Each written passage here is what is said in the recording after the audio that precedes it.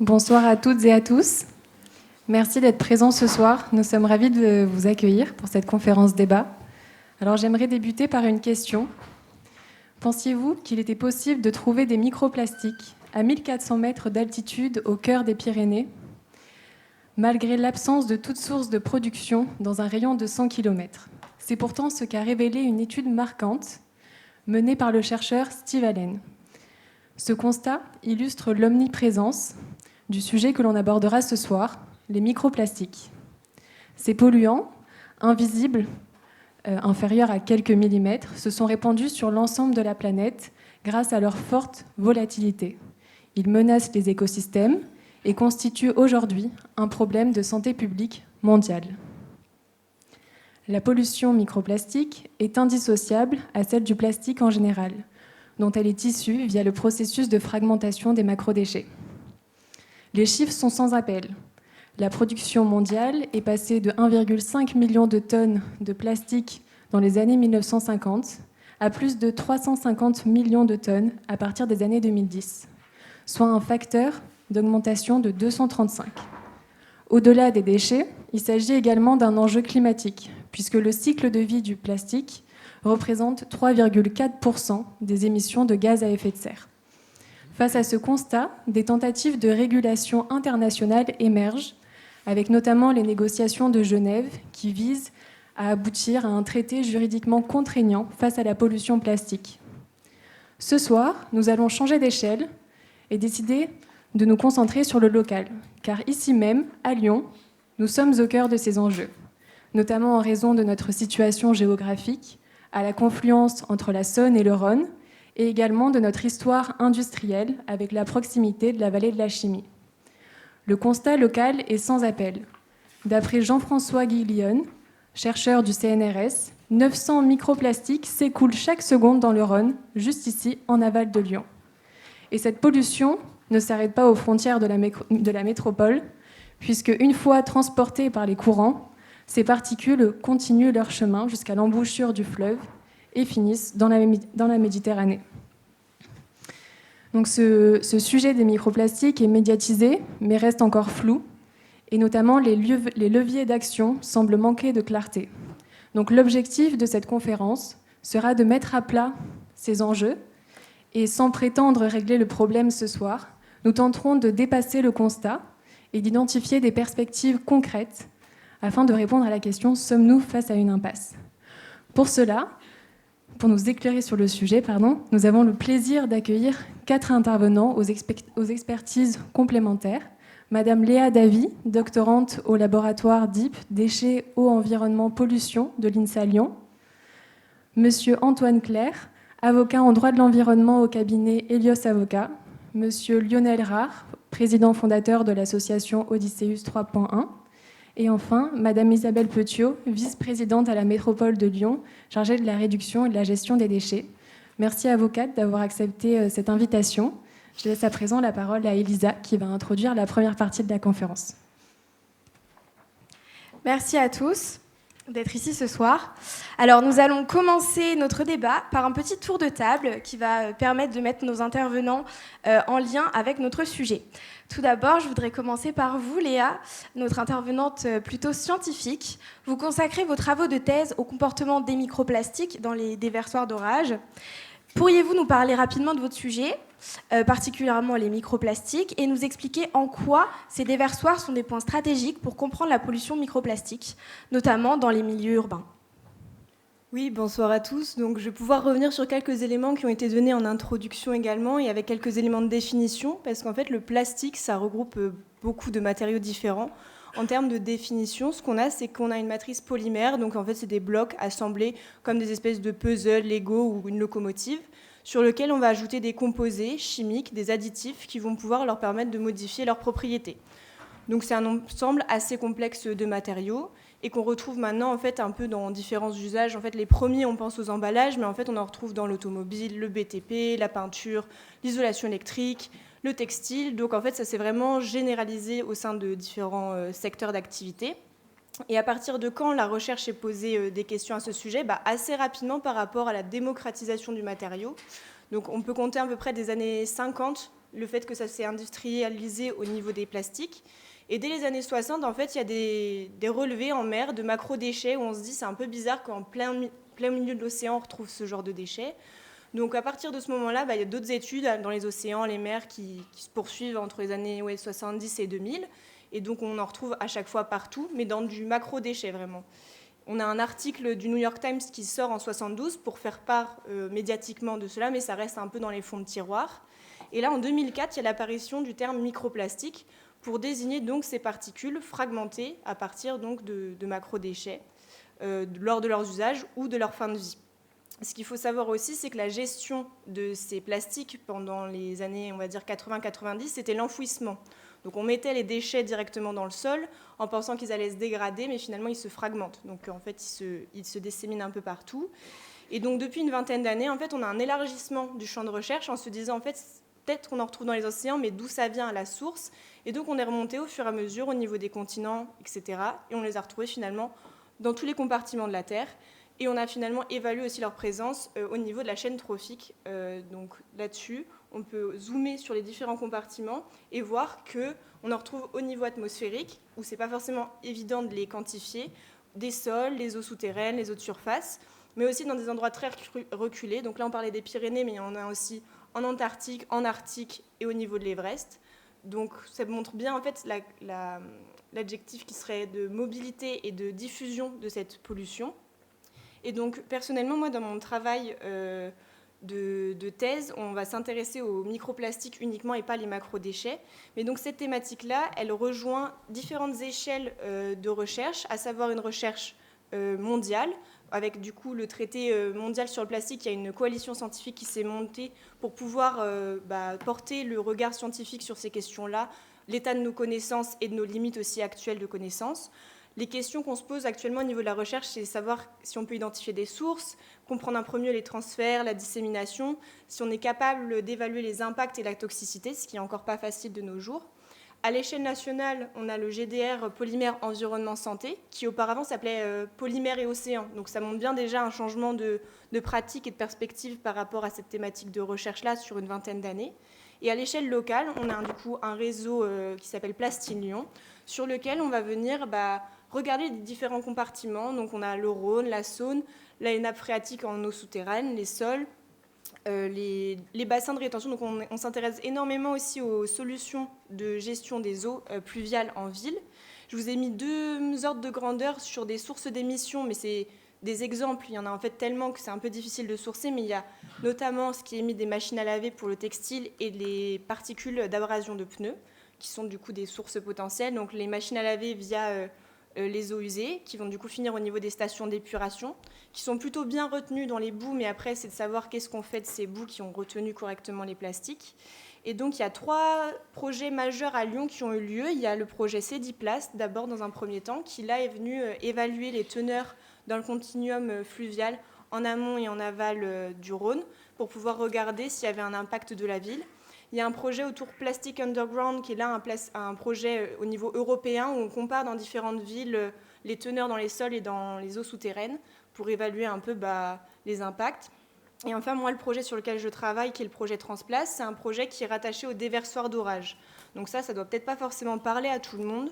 En gros, les déversoirs d'orage, c'est des systèmes qui sont dans les égouts et qui permettent de déverser le surplus d'eau qui transite dans le réseau en temps de pluie. En fait, à Lyon, on a un réseau qui est dit unitaire, donc il va collecter les eaux usées et les eaux pluviales, sauf que les stations d'épuration, elles sont faites pour traiter un certain volume, et quand il pleut, on augmente énormément le volume, donc on rejette ce volume excédentaire, mais directement dans le milieu naturel.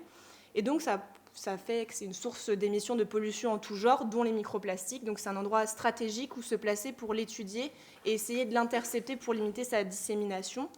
Là, sur l'écran, vous voyez en photo des déversoirs d'orage, parce que ce n'est pas forcément hyper parlant, mais vous voyez du coup en ligne kaki le sens d'écoulement vers la station d'épuration et en flèche bleue vers le milieu récepteur.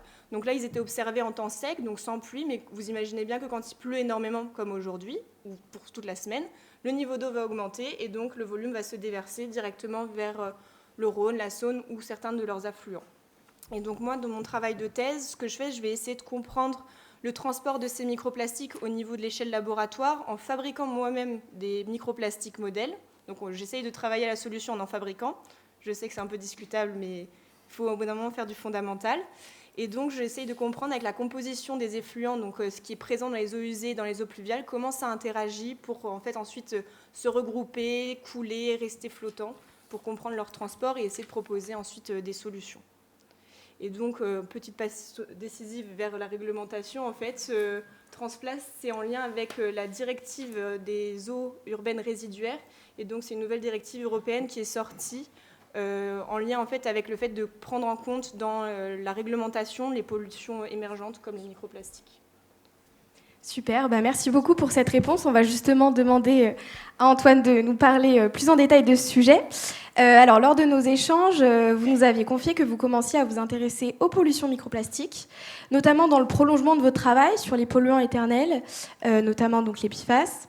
Qu'est-ce qui, dans ce sujet précis, a attiré votre attention? Et aussi, pourriez-vous nous dresser une sorte d'état des lieux actuel du droit sur cette question et sur cette pollution microplastique? Oui, merci. Bonsoir à toutes et à tous. Effectivement, moi, je tenais à commencer par là pour situer un petit peu mon point de vue. Dans le cadre de mon activité d'avocat, je travaille essentiellement pour des associations et des collectivités qui sont confrontées à des problématiques de pollution, avec parfois des polluants qui sont anciens et bien connus, comme les PCB par exemple, et puis d'autres fois des polluants dits émergents, c'est-à-dire qui préexistaient bien sûr à leur découverte, mais pour lesquels les méthodologies d'analyse ont progressé de manière un peu tardive et on se rend compte aujourd'hui de l'ampleur du désastre. C'est le cas des PFAS et je pense que les recettes juridiques qu'on commence à tirer de l'expérience contentieuse et notamment au niveau local dans la vallée de la Chimie lyonnaise, ces recettes-là peuvent dans une certaine mesure être transposées par analogie à d'autres types de polluants comme les microplastiques et ça va être le sens de mon propos d'essayer de dégager quelques perspectives en ce sens. Pourquoi ce parallèle donc, entre ces différents types de polluants? Quand on dresse les constats, et Léa a commencé à le faire, même sur un plan strictement technique et scientifique, on a des similitudes, des analogies relativement évidentes en termes de caractéristiques, quant à leur omniprésence, leur persistance dans l'environnement, leur mobilité et leur bioaccumulation, alors à divers degrés selon le type de molécule bien sûr, mais ça je laisserai Léa préciser le cas échéant. Et puis le constat d'une contamination absolument généralisée, ubiquitaire de l'environnement en ce compris le vivant humain, puisque que ce soit les PFAS ou les microplastiques, les études n'en finissent pas de s'accumuler sur le fait que, où que vous soyez sur la planète, votre corps en contient. Et donc face à ce constat, moi mon regard de juriste va là encore déceler des parallèles entre les deux problématiques, puisque ce type de polluant, ce type de contamination pose des défis un peu vertigineux au droit tel qu'il existe aujourd'hui, notamment au droit de la responsabilité qui va m'intéresser particulièrement, puisque tous les fondements de ce droit se révèlent peu ou prou inadaptés à une pollution de cette ampleur. Si on pense à la faute, par exemple, qui est la première condition, généralement, sauf exception, pour engager la responsabilité d'un acteur privé comme public, d'ailleurs, j'y reviendrai, eh bien, on peut évidemment s'interroger, et c'est souvent une ligne de défense qui nous est opposée, sur la possibilité de caractériser une faute à une époque où il n'y avait pas d'interdiction formelle d'utiliser ou de produire telle ou telle substance. Le lien de causalité, deuxième élément ô combien important pour caractériser, pour engager la responsabilité d'un acteur, qui est toujours compliqué, en tout moins qui soulève quelques difficultés à la fois techniques et juridiques en présence d'une pollution qui est évidemment multifactorielle. La pollution PFAS, comme celle au microplastique, c'est la résultante de décisions politiques, bien sûr, publiques, mais aussi d'une multitude de décisions économiques, d'acteurs industriels, mais aussi de consommateurs, par exemple. Et donc, à première vue, il peut être difficile, ou sembler difficile du moins, de dégager une imputabilité, un lien d'imputation clair entre une part de cette pollution et un acteur précisément désigné, qu'il s'agisse d'une entreprise ou encore d'un État. Enfin, même si évidemment la liste n'est pas exhaustive, en termes de préjudice et de réparation, parce que c'est quand même la finalité de toute action en responsabilité, là encore, on est quelque peu déstabilisé quand on commence à aborder ces questions-là, à essayer de concevoir ce que pourraient être des demandes de réparation face à une pollution qui est, comme je le disais, systémique, omniprésente, Donc si vous parvenez à caractériser les précédentes conditions, concrètement, qu'est-ce que vous allez demander comme mesure concrète de réparation ou comment vous allez chiffrer, si vous êtes sur le terrain pécuniaire, votre préjudice pour une pollution qui touche toute la planète et qui a contribué du moins à nous faire franchir l'une des limites planétaires, puisque pour rappel, parmi ces limites planétaires donc, qui conditionnent, qui mesurent l'habitabilité de la planète, on en a bien une qui a trait à l'introduction d'entités nouvelles, donc d'origine anthropique, dans l'environnement et qui est désormais considérée comme franchie. Donc ça, c'était pour le constat. Et très brièvement, sur les perspectives que je vais ouvrir ce soir, là encore, il s'agit de voir un petit peu ce qui fonctionne, ce qui a déjà été engagé en matière de pollution, que ce soit sur les PFAS ou les plastiques. Et on voit qu'il y a des perspectives, des leviers d'action qui existent par rapport aux entreprises. Pour rappel, on a quand même en droit de l'environnement, français, européen et dans une certaine mesure internationale, un principe cardinal qui est le principe pollueur-payeur. Donc spontanément, et on le voit à chaque scandale ou presque, on est tenté de s'intéresser d'abord à la responsabilité des acteurs économiques qui profitent de cette pollution. Eh bien, on voit, et notamment certains exemples, certaines initiatives des plus intéressantes, notamment alors, sur la question précisément du plastique. Vous avez peut-être vu cette campagne, alors d'abord de mise en demeure, puis une assignation à l'encontre de Danone, justement sur le fondement du devoir de vigilance, pour mettre en cause sa responsabilité à l'égard de la pollution au plastique, puisque Danone, comme d'autres acteurs de cette industrie, sont des gros producteurs et metteurs sur le marché de plastique. Et l'idée, je ne m'y appesantis pas parce que ça nous entraînerait trop loin, mais c'est au travers de cette obligation de vigilance, contraindre Danone à intégrer de façon beaucoup plus précise et effective sa responsabilité à l'égard de la pollution plastique dans son plan de vigilance, pour s'inscrire dans une trajectoire de déplastification, au même titre qu'on exige de plus en plus des entreprises qu'elles s'inscrivent dans une trajectoire de décarbonation. Évidemment, cette initiative contentieuse, elle pourrait être transposée à d'autres types de polluants comme les PFAS. On pourrait également imaginer d'autres pistes contentieuses. Vous avez sans doute vu passer dans l'actualité récente, ou du moins des derniers mois, que l'entreprise Total Energy avait été sanctionnée, avait été condamnée pour greenwashing en matière climatique. Là encore, ce qui a été fait en matière climatique pourrait être transposé en matière de pollution microplastique, et l'on pourrait tout à fait imaginer un contentieux, une action civile ou pénale qui ciblerait un acteur industriel comparable à Danone, qui s'adonnerait à certaines pratiques publicitaires, pratiques commerciales, en vantant, par exemple, comme le faisait Total en matière climatique, des engagements beaucoup plus ambitieux que ce que l'entreprise met en réalité en œuvre. Et pour finir sur ces perspectives, et j'y reviendrai le cas échéant dans la phase de discussion plus libre, on peut également tourner le regard vers l'État. Alors, ce n'est pas un réflexe immédiat dans les scandales de pollution, mais inévitablement, on finit par se poser la question, puisque si, et évidemment, on est tenté d'abord de faire application du principe pollueur-payeur, très souvent, on s'aperçoit dans un second temps que ce qui a mené à cette pollution, c'est une forme de laxisme ou du moins de négligence de l'État dans son rôle de régulateur, dans son rôle aussi de garant de la salubrité publique, de la protection de l'environnement. Et là encore, on a beaucoup aujourd'hui de contentieux, de précédents en matière environnementale sur la pollution de l'air, sur le climat bien sûr, si on pense à l'affaire du siècle ou à l'affaire Grande-Synthe, sur les algues vertes ou autres, beaucoup de pollutions diffuses, systémiques, qui ont donné lieu à la reconnaissance de la responsabilité de l'État lorsqu'effectivement il s'était rendu responsable d'une carence fautive. Et on pourrait imaginer une stratégie complètement analogue en matière de pollution microplastique. En une minute, parce que ce n'est pas ce qui est le plus intéressant, mais sur le cadre réglementaire, donc c'est un peu plus descriptif et ça m'intéresse moins, pour se concentrer sur l'échelon national, vous avez toutes et tous sans doute entendu parler de la loi AGEC de 2020, donc la loi relative à la lutte contre le gaspillage et à l'économie circulaire, qui a été une loi pivot en matière de lutte contre la pollution plastique, ou plutôt de prévention de cette pollution, puisqu'on vise par des mesures symboliques, qui avaient en tout cas un poids symbolique assez fort, à réduire cette pollution en interdisant la vaisselle jetable, certains plastiques à usage unique, etc. Malheureusement, et on a même d'ailleurs un article, l'article 82 de cette loi, qui vise spécifiquement les microplastiques pour introduire leur mise sur le marché sous certaines conditions, avec, comme très souvent en droit, des exceptions assez substantielles. Et le problème, plus globalement, avec cette loi, et plusieurs ONG se sont livrées à l'exercice d'en faire un bilan, c'est qu'elle manque d'effectivité, elle manque de mise en œuvre, de contrôle et de sanctions, ce qui réduit évidemment sa portée. Elle est détricotée. Et en plus de ça, elle est détricotée, mais ça nous emmènerait très loin, mais on aurait beaucoup de choses à dire sans doute là-dessus. Et pour finir, pour mettre en œuvre toutes ces perspectives que j'ai tout juste esquissées, évidemment, le cœur du débat, le nerf de la guerre, c'est évidemment la donnée scientifique.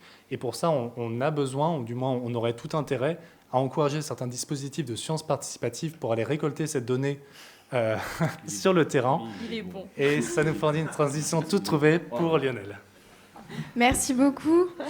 Je me tourne maintenant vers vous, Lionel. Alors, avec votre association Odysseus 3.1, vous agissez concrètement sur le terrain, donc pour limiter cette pollution plastique. Alors, j'ai plusieurs questions. D'abord, quel a été votre déclic personnel ? Ensuite, qu'est-ce qui vous a poussé à créer donc cette association ? Et pour que nous puissions bien nous rendre compte de la réalité, pouvez-vous nous présenter un exemple concret de cette pollution à travers les actions de votre association ? Eh bien, bonsoir. Merci beaucoup. Merci pour me passer la balle d'une manière aussi topissime. Donc, je m'appelle Lionel. Je vais tâcher de représenter ici l'action des citoyens engagés, sachant que je n'en suis qu'un représentant et heureusement, je suis entouré de bonnes énergies et de personnes de conviction, chacun à leur poste. Donc merci à vous. Je vais aussi vous passer quelques vidéos aujourd'hui, comme ça nous permettra de parler de savoir de quoi on parle et de mettre des images. Il y avait une vieille phrase qui était du temps de Paris Match, si vous connaissez ce fabuleux magazine, qui disait le poids des mots, le choc des photos. Oublions le magazine et gardons le slogan. Si on veut être lanceur d'alerte et tâcher d'apporter des solutions. On va commencer par une vidéo. Je vous présente mes excuses, c'est un petit peu auto-centré. Mais ça illustre ce qui peut se passer dans la tête d'une femme ou d'un homme en 2025. Et je suis vraiment pas le seul. Et j'ai le plaisir de représenter donc l'association Odysseus, fondée en 2018 à Lyon.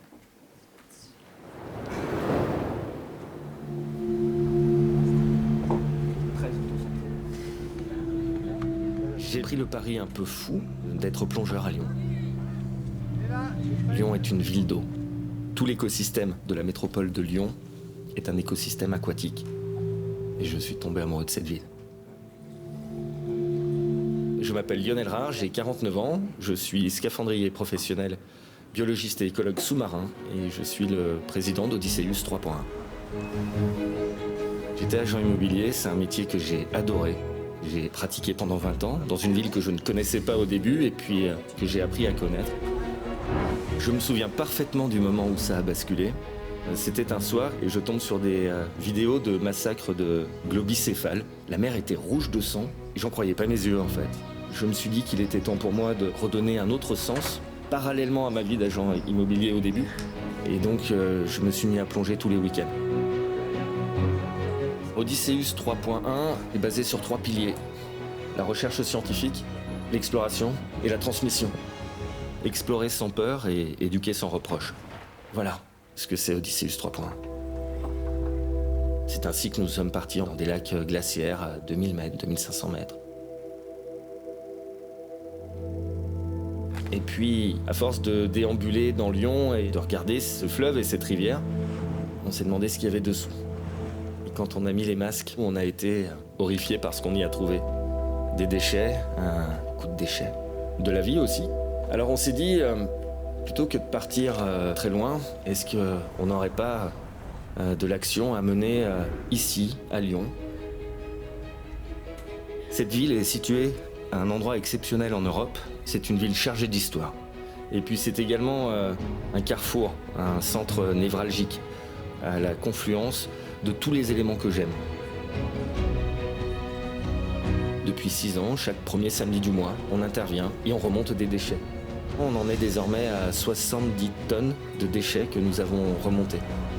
Je crois qu'il y a une véritable prise de conscience par les Lyonnais sur ce que nous faisons et l'intérêt de la préservation du fleuve. Ils nous ont accueillis avec stupéfaction puis bienveillance. Ce qui est génial, c'est d'essayer de trouver le plus petit dénominateur commun que nous avons en nous, qui est cette envie d'action, cette envie de donner du sens et humblement de rendre un monde meilleur. Ça c'est fait. Donc j'ai fondé Odysseus en 2018, Odysseus 3.1. Pour ceux de ma génération, ça vient d'un vieux dessin animé Ulysse 31, que regardaient donc vos parents. Et au bout de 20 ans dans l'immobilier ici dans le 7e à Lyon, je me suis dit que la pierre tombale avec écrit C.J. Lionel Rare, roi de l'immobilier, ça n'allait pas forcément me satisfaire jusqu'à la fin de ma vie et j'avais vraiment envie de donner du sens. Odysseus, maintenant, on était quatre amis. On est 80 citoyens, bénévoles, toutes et tous. On est basé sur 3 piliers, l'exploration, la recherche scientifique et la transmission. L'exploration consiste à aller plonger au lac de la Tête d'Or pendant 2 jours et 1 nuit. Consiste à aller à la Furca, la source du Rhône à 2400 mètres, à descendre ce fleuve régulièrement, à partir en océan Atlantique sur différentes thématiques liées aux pollutions. Le deuxième pilier, donc la recherche scientifique, j'ai créé un comité scientifique avec des vrais scientifiques, avec des ingénieurs comme toi. Ensemble, on travaille avec différents organismes, différentes universités, que ce soit l'INRAE, l'Observatoire des sédiments du Rhône, l'Université de Genève, et des labos comme Eurofins, AgroLab, etc. Puis enfin, la partie transmission, on intervient dans des écoles, et ça c'est le fils d'enseignant, donc enseignant refoulé, qui était parti dans l'immobilier, on ne sait pas pourquoi, le vilain petit canard, après il est revenu. Ce que je tenais à vous dire, c'est que ouais, effectivement, je dis toujours, on a 2 vies, et la deuxième, elle commence quand on s'aperçoit qu'on n'en a qu'une seule. J'ai voulu reprendre des études il y a 9 ans, et j'ai intégré l'université de Perpignan et de La Rochelle, comme biologiste et écologue sous-marin. Pourquoi ? Parce que j'avais envie d'alerter, de porter un message, et puis de vulgariser. Vulgariser aux citoyens, et puis...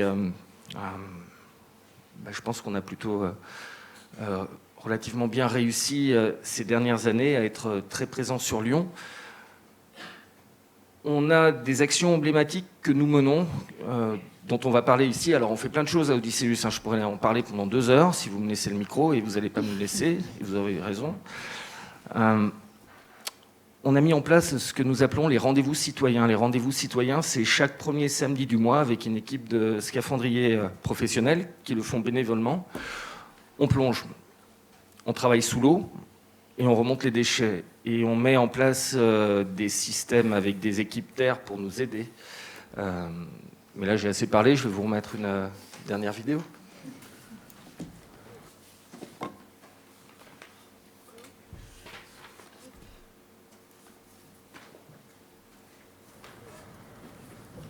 Et on me voit beaucoup moins, donc c'est parfait.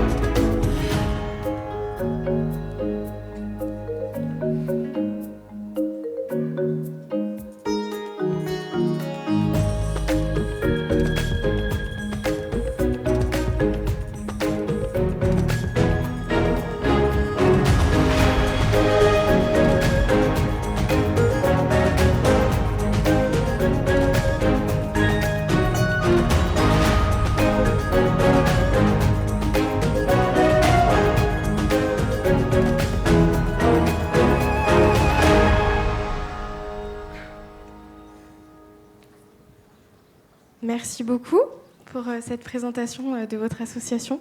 Est-ce que Merci. je peux passer à Isabelle ? Je voulais lui passer la main. Ah, bah allez-y si vous Parce voulez. qu'on l'avait fait pour moi. Allez-y. Je voulais simplement dire qu'en fait, on dit souvent que pour penser global, il faut agir local. Tout à l'heure, il y avait un chiffre qui vous avait été donné de 70 tonnes de déchets que nous avions montés. On a franchi les 100 tonnes l'année dernière. On essaye de faire passer un message avec... on a parlé d'espoir. Si on montre que des images de pollution, c'est un monde ravagé dans lequel nous sommes, malheureusement. Donc, sans vouloir enlever cette vision pragmatique des choses telles qu'elles sont, on est entouré de naturalistes et de photographes qui nous mettent en place des photos de la beauté de la vie qui tentent de survivre au fond de nos cours d'eau. Et pour information, il faut savoir que celui qui remonte un déchet est propriétaire de son déchet. Et il en a donc la responsabilité. Pendant très longtemps, mes équipes de plongeurs se retrouvaient à faire le yo-yo, à tirer les déchets et puis à porter avec leurs propres moyens des remorques. On en a passé 1, 2, 3 à la déchetterie. À la déchetterie, on arrivait, il fallait qu'on paye la déchetterie. Jusqu'à un changement de majorité il y a quelques années, ça s'est amélioré bizarrement. Et ce que je tenais à dire, c'est que l'action citoyenne, si elle n'est pas prolongée par une action de politique locale, on est mal barré. Voilà. Et c'est donc la raison pour laquelle je passe la parole à Isabelle Petiot. Merci. Non, mais très bonne transition. Alors, Madame Isabelle Petiot, vous êtes vice-présidente de la métropole de Lyon, en charge des déchets.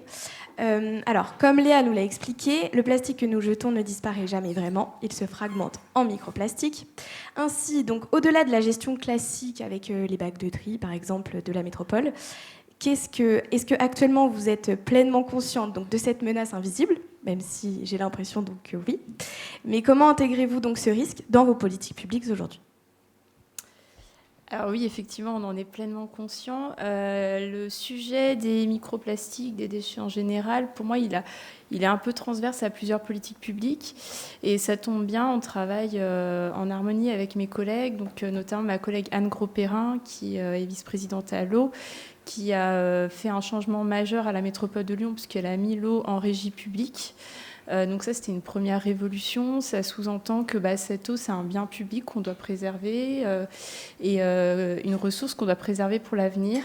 Et avec la pollution PFAS dont on a parlé, ça en est suivi aussi un recours qui a été fait, un recours juridique, qui est une première, où en gros, l'idée, c'est vraiment de s'inscrire en tant qu'habitant, citoyen, et de s'opposer en fait à toutes ces responsabilités et ces pollueurs qui, pour le coup, ne paient pas la facture, puisque c'est le contribuable qui paie derrière. C'est à la collectivité à sécuriser cette ressource, à mettre en place des filtres s'il en faut pour les PFAS, chose qui n'existe pas. C'est à la collectivité à assurer un approvisionnement et donc à détourner certains réseaux ou à changer la source d'approvisionnement pour assurer que l'eau du robinet puisse être consommée en toute sécurité. Et c'est nous qui payons le prix parce qu'en plus, il y a un doute qui se met en place et que les gens sont de plus en plus réticents à consommer l'eau du robinet. Enfin, voilà, c'est un cercle vicieux dans lequel on tombe. Donc la collectivité doit faire rempart par rapport à tout ça. Mon collègue Pierre Athanase à la biodiversité qui est particulièrement sensible parce que c'est une pollution qui impacte tous les milieux, on en a suffisamment parlé. Et puis moi, à la réduction des déchets, j'y tiens du coup parce que effectivement, c'est une pollution générée par notre activité, par nos déchets. Et donc, il faut qu'on s'attache à réduire à la source tous ces déchets. Alors, une fois que j'ai dit tout ça, vous allez me demander, oui, mais concrètement, qu'est-ce que vous faites ? J'ai balayé un peu la politique de l'eau. Pour l'eau, on a une étude qui a été lancée et qui rejoint ce qui a été dit concernant les macro-polluants. Donc là, pareil, on a fait une étude pour voir quels étaient les déchets qui se retrouvaient dans nos réseaux d'assainissement et ensuite qui pouvaient, via les déversoirs d'orage, se retrouver en milieu naturel. Là, le constat, il a été assez alarmant puisqu'on a constaté une énorme quantité. J'avais la quantité, notamment les lingettes, 26 millions de lingettes, je crois, qui ont été retrouvées en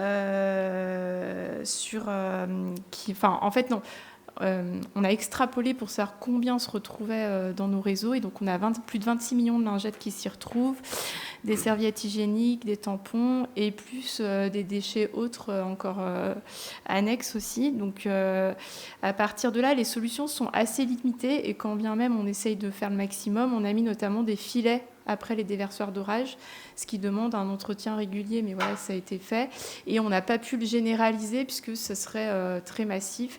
L'idée, c'est vraiment d'essayer à chaque fois de s'attacher à la source du problème. Donc, on parle d'après de sensibilisation. On a aussi besoin qu'il y ait un relais de réglementation sur ces sujets-là aussi.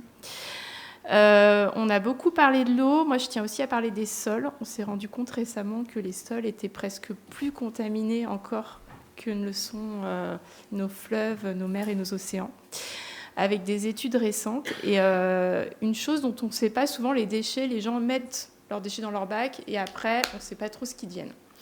Là-dessus, je veux lever un voile. Il faut que vous sachiez qu'à l'heure actuelle, en France, il y a encore des ordures ménagères qui sont pré-triées. Donc, on enlève grossièrement le verre, les gros déchets, et le reste est composté. Donc, et ça retourne au sol. Donc je parle bien d'ordures ménagères. Et là, il y a une étude qui montre qu'après 22 ans d'épandage, on retrouve 417 kilos par hectare de microplastiques dans nos sols. Et donc, les sols de nos agriculteurs sont très clairement pollués durablement. Ces microplastiques, ensuite, ils se transforment en nanoplastiques. Et même en l'état, on peut rien faire, c'est irréversible. Et donc, cette pollution-là, elle va avoir un impact sur toute la chaîne alimentaire, etc. Donc, déjà alerter, j'ai envie de dire, faire en sorte que les traitements de nos déchets soient les plus appropriés possibles, que notamment on mette fin à ce type de pratique. Il y avait un texte de loi qui devait sortir, et là, le gouvernement rétropédale dessus, parce qu'il y a des lobbies, il y a des intérêts. Et là-dessus, en fait, même la collectivité, on a un devoir de se lever contre tout ça, et de tenir aussi ce rôle de plaidoyer, en plus des actions locales qu'on met en place. Sur les actions locales, moi, après, à mon humble niveau, je ne vais pas transformer les choses, mais quand j'ai mis en place le tri à la source des déchets alimentaires, je l'ai fait via les bornes à compost, ces petites bornes marron que vous voyez partout dans Lyon. Et la consigne a bien été, contrairement à d'autres collectivités, de le mettre en vrac ou en sac Kraft et de ne surtout pas utiliser de plastique ou de bioplastique. Donc ça fait partie de ces choses où on cherche quand même la cohérence et à ce que le geste du citoyen n'impacte pas ensuite... et ne vient pas confirmer cette pollution. Alors j'ai conscience que ça ne fait pas tout. Hein. Donc je vous ai parlé des études, je vous ai parlé de ce qu'on faisait sur l'eau, des bornes à compost. Ensuite, il y a aussi notre rôle, bien sûr, de faire connaître et de sensibiliser. Donc là, on a tout ce rôle pédagogique envers les scolaires. Ça rejoint ce que les associations font. On essaye aussi d'aider toutes les associations locales qui font cette sensibilisation sur l'environnement. À agir à chaque fois. Tu veux rajouter, vas-y, pour que ce soit plus vivant un peu. Non. Non. Mais bon. Et puis après, moi, il y a aussi toute la partie, parce que je m'occupe aussi de la propreté, donc c'est tous les cantonniers qui ramassent à la main ou les différentes machines. Et avec cette sensibilité qu'on a eue lors de ce mandat, de se dire il faut absolument protéger nos fleuves, donc ça revient à ce qui a été fait. Et on a fait une expérimentation un peu contre-intuitive comme ça, mais qui a été de se dire on va arrêter de mettre des corbeilles de rue en bas de quai et on va tout remonter, on a tout étudié pour voir comment se comportaient les usagers, pour éviter que ces déchets-là qui étaient jetés et parfois pas ramassés suffisamment se retrouvent dans les fleuves directement. Et quelque part aussi pour ne pas envoyer le signal que la collectivité est partout et fait tout à votre place. Responsabiliser un peu l'usager, le citoyen. Et figurez-vous que ça a marché. Sauf, on se rend compte que là, et Lionel pourra en témoigner, mais sauf sur les mégots et les capsules de bière qui se retrouvent malheureusement toujours par terre. Et là-dessus, sur les petits déchets, on a un mal fou à lutter contre cette omniprésence en ville. Donc on a fait cette opération qui visait aussi à sensibiliser. En parallèle de ça, on a mis des macarons aussi, Ici commence le fleuve, pour sensibiliser. Ça, c'est aussi pour interpeller sur... mon déchet ou les déchets qui sont par terre, ok, mais en fait, ils se retrouvent quelque part, on ne va pas tous pouvoir les ramasser. Ces opérations de sensibilisation, visent vraiment à quelque part responsabiliser l'usager en fin de chaîne. Mais là-dessus, je terminerai là pour ne pas être trop longue, moi je défends l'idée qu'en fait il faut vraiment aller à la source, qu'il faut arrêter de tout faire reposer sur les habitants et les citoyens. Et donc il faut qu'on réduise notre production de plastique en amont et qu'on fasse appliquer le principe pollueur-payeur, notamment via les responsabilités élargies des producteurs, qu'on se batte pour qu'elles existent et qu'on se batte pour qu'en fait les éco-contributions soient bien payées, qu'on arrive à un cercle vertueux où finalement on a des produits de plus en plus éco-conçus, moins d'emballage, superflu, et qu'on arrive à un cercle vertueux. Et si je peux peut-être rajouter une dernière chose, si je pense à la réponse. Excusez-moi, je n'avais pas préparé, donc ce n'est pas très organisé. On essaye aussi de développer la consigne pour lutter contre le plastique à usage unique. Et ce qui m'y fait penser, c'est le petit gobelet. Et donc, on a ciblé, on n'est pas tout puissant, on ne va pas pouvoir remettre la consigne en France à l'échelle nationale sur toutes les bouteilles. Donc ça, il y a un éco-organisme qui est censé le faire, je ne suis pas sûre qu'il y arrive bien. Néanmoins, on sensibilise les commerçants de vente à emporter et on a payé une solution clé en main pour qu'ils puissent, on a un parc de vaisselle, on leur met à disposition, avec une solution où il y a... c'est un traçage carte bancaire assez simple et ensuite on est recrédité quand on ramène le contenant. Et sur les événements, et là on a fait une grande première à Lyon, je suis assez contente, à la Fête des Lumières, il y avait un food court Place Bellecour, je ne sais pas si vous l'avez vu, et donc tous les food trucks ont été équipés de gobelets et de contenants réemployables et consignés. Et donc, on a eu un énorme succès, ça a très bien marché. Et l'idée, c'est de se dire qu'on multiplie ça sur tous les événements qui auront lieu sur la métro, les gros événements, sur la métropole de Lyon pour générer moins de déchets et sensibiliser sur l'usage unique. Super, merci beaucoup pour ce tour de table. On va maintenant passer à la partie débat avec Estelle. Donc effectivement, on va passer à la partie 2, donc débat, pour répondre à la question à la fin, sommes-nous face à une impasse ?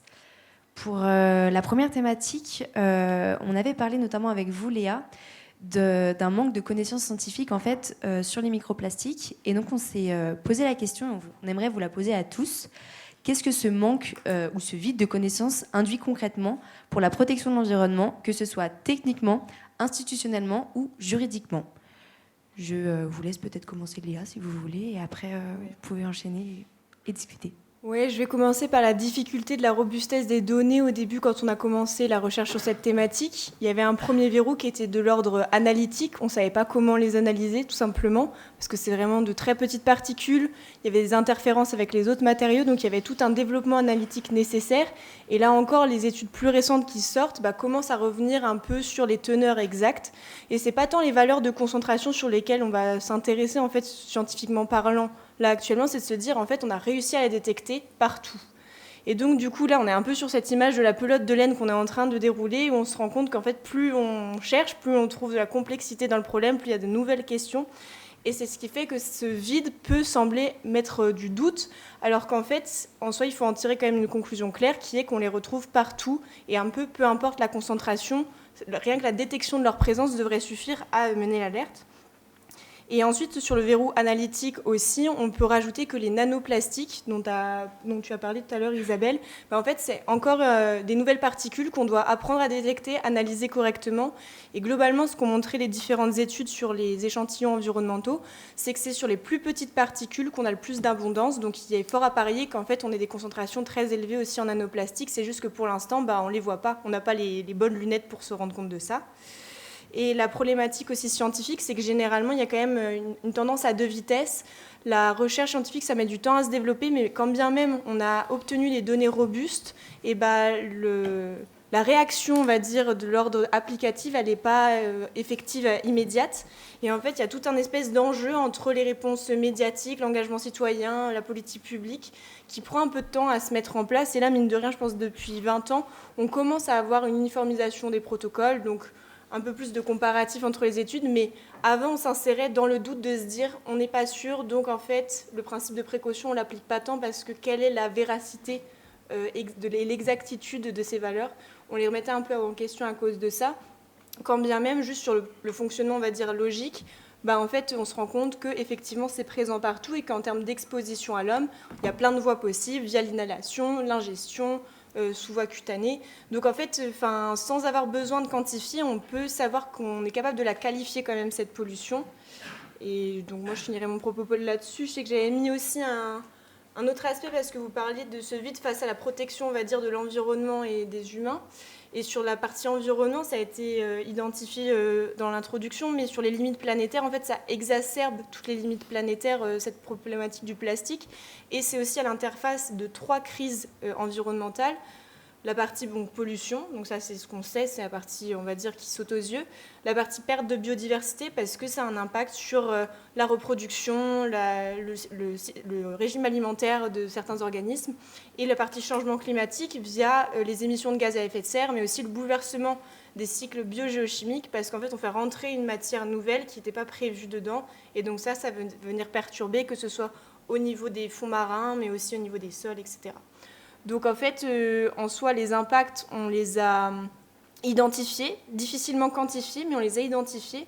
Et c'est juste cet aspect de quantification qui est encore un frein qui fait que je pense qu'il n'y a pas cette action et qu'en fait la réglementation aussi est en attente, par exemple, de teneur et de valeur pour pouvoir mettre des normes. C'est souvent ce qui est fait. Et là, on n'a pas grand-chose à fournir parce qu'il y a une forte variabilité aussi géographique dépendant des usages, etc. Vous pouvez continuer après, par exemple, avec la réglementation. Voilà, je vous laisse parler. Je vais bien prendre la suite. Allez-y. Ça va faire écho à ce que j'ai déjà eu l'occasion de dire, notamment à titre de conclusion. Cette question de la robustesse, enfin de la disponibilité des données, de leur robustesse, etc., c'est vraiment quelque chose de déterminant pour l'aspect réglementaire et ensuite pour l'aspect contentieux. S'agissant de l'approche réglementaire, il y a une notion extrêmement importante qui a été mentionnée, à savoir le principe de précaution. Vous le connaissez sans doute toutes et tous, au moins de façon un peu intuitive. Le principe de précaution, qu'est-ce qu'il nous dit? Quand il y a une incertitude scientifique sur un risque, et là, je pense qu'il y en a un qui est quand même bien identifié, un risque sanitaire, écologique, peu importe, ce doute devrait profiter à la protection de l'environnement et de la santé. Dans le doute, n'agissons pas ou mettons en œuvre toutes les mesures nécessaires et proportionnées pour prévenir la survenance de ce risque. Le problème, et ça c'est une rengaine de tous les environnementalistes, c'est que ce principe de précaution, qui est pourtant entériné dans des textes à la fois nationaux et européens notamment, ce principe de précaution, il est très peu effectif en pratique. Il guide assez peu les politiques publiques, malheureusement, sinon on aurait interdit les PFAS et les microplastiques depuis bien longtemps, voire les plastiques en tant que tels. Et pour pallier cette insuffisance réglementaire, on peut être tenté de saisir le juge. J'en reviens avec mon approche pratique et contentieuse.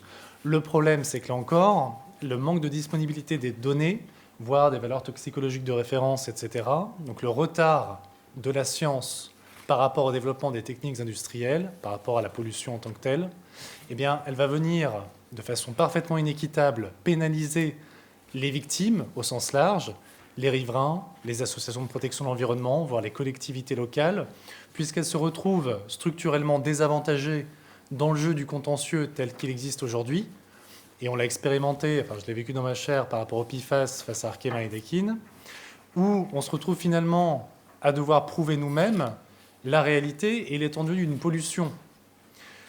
Or, si l'on raisonne au regard de ce principe de précaution, on pourrait tenter de se dire que c'est plutôt à l'industriel de nous prouver l'innocuité des substances qu'il utilise, qu'il rejette dans l'environnement, voire qu'il produit. Ce n'est pas le cas en l'état, et ça mène parfois à des décisions un peu frustrantes. Et ça, malheureusement, il va falloir, à force de tentatives, à force d'actions engagées, essayer de faire bouger un petit peu les lignes du droit.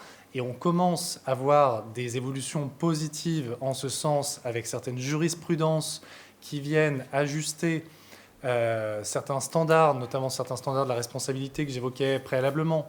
Je vous rappelle que le tribunal administratif de Paris, puis la Cour administrative de Paris, en appel, ont quand même reconnu un lien de causalité, non pas au sens traditionnel du terme, mais un lien dit probabiliste, entre le problème de la pollution de l'air à Paris en l'occurrence et l'aggravation de problèmes respiratoires d'un enfant. C'est une affaire qui avait été assez commentée à l'époque, ça fait 1 ou 2 ans maintenant, Et ça, en fait, ça paraît rien peut-être pour les non-juristes, mais c'est quelque chose d'assez innovant, puisque, encore une fois, face aux pollutions diffuses qui nous intéressent ici, avec qui peuvent être saisies au travers du concept de l'exposome, qui me semble assez intéressant et insuffisamment mobilisé en droit, en fait, on a du mal à déterminer que telle pathologie, par exemple, a été causée par une exposition chronique aux microplastiques.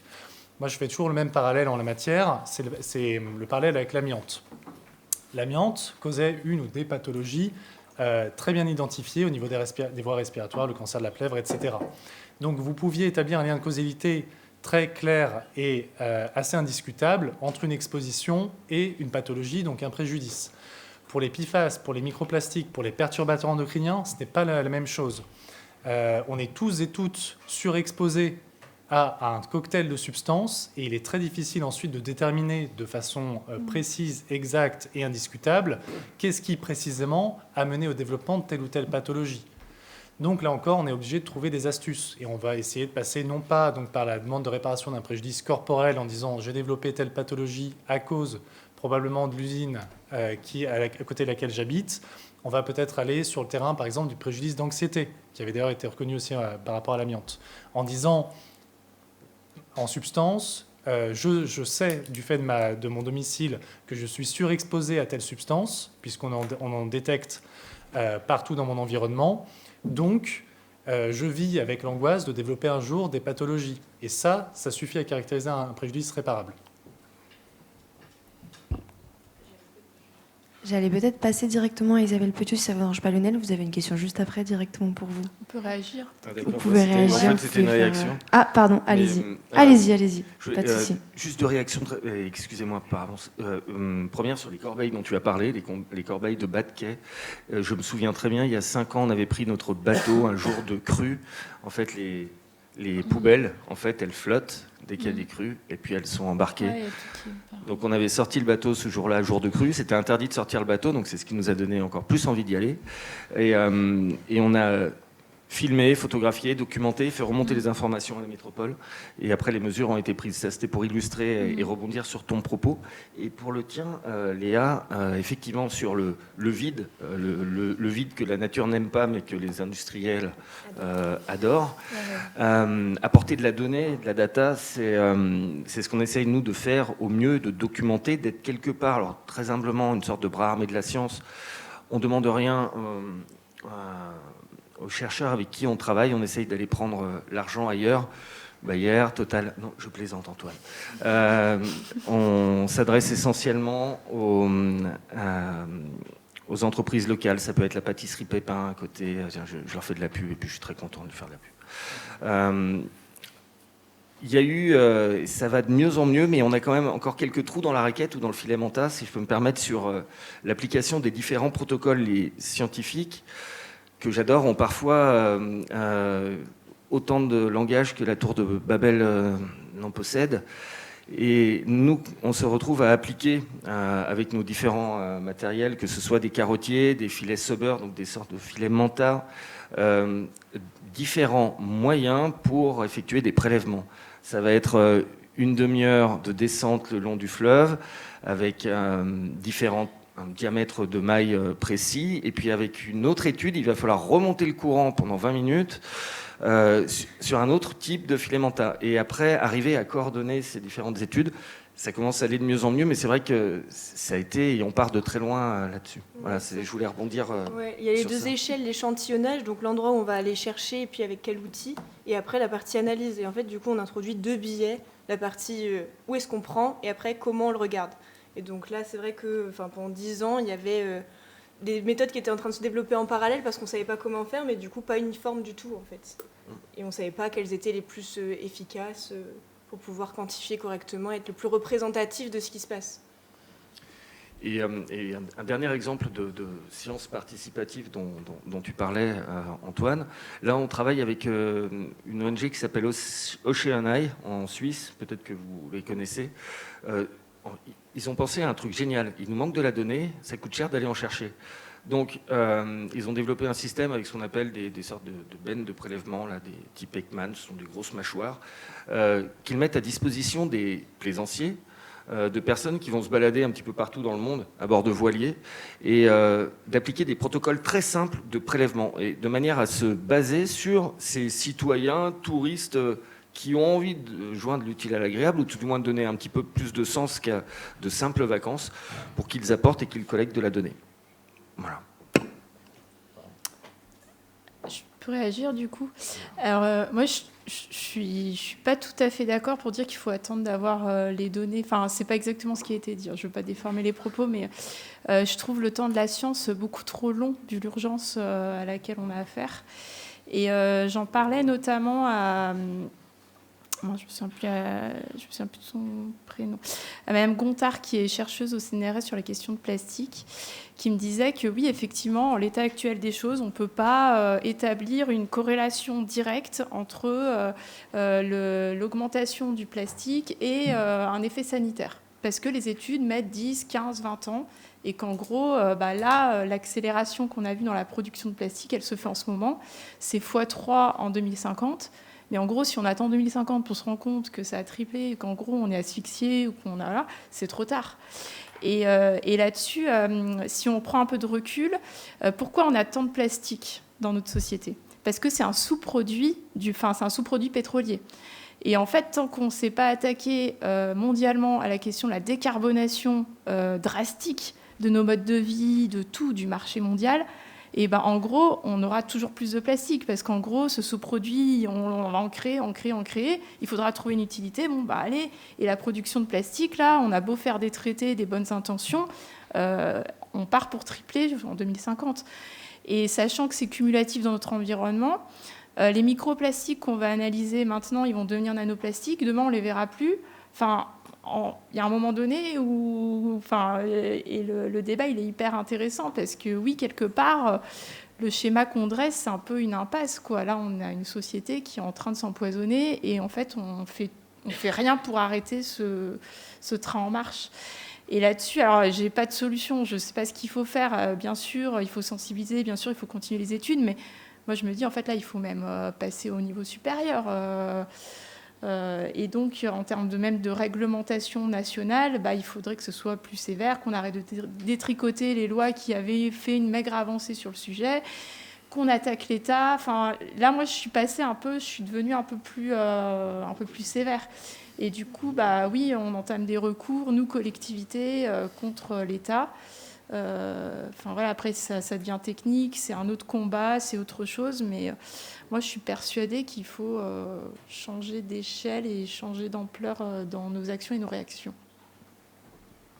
Je vous remercie énormément pour ces réponses. On va passer à la deuxième thématique qui, en fait, est dans la continuité de la première, mais avec une étude de cas. Donc c'est sur le glacier du Rhône. Donc c'est avec une exploration que Lionel nous avait communiquée. Vous allez en parler bien mieux que moi, mais je vais faire une petite introduction. En fait, en vous expliquant rapidement, donc le glacier du Rhône, c'est la source du Rhône. Et lors d'une de vos explorations, vous avez pu y trouver des immenses bâches blanches qui, en fait, comme vous pouvez le voir sur la photo, sont des bâches que l'on met sur des glaciers pour ralentir leur fonte.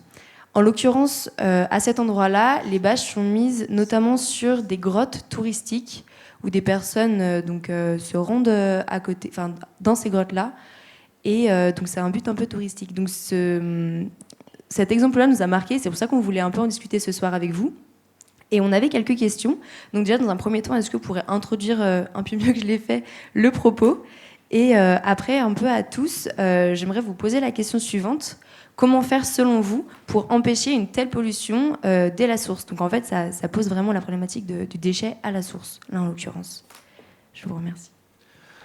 Oui, merci. Eh bien, effectivement, on est allé il y a 2 ans à la source du Rhône. On a suivi le chemin du glacier qui s'est retiré de Lyon. Avec cette moraine qui est à Caluire, qui est à la Croix-Rousse, et puis qui nous a ramenés là-haut. Un éperon rocheux bloque ce lac qui s'est constitué, c'est la source du Rhône. Et je ne vous dis pas, quand on a plongé pour la première fois, on avait le frisson parce qu'on s'imaginait, c'est un endroit où personne n'avait mis les palmes, alors on était super fiers.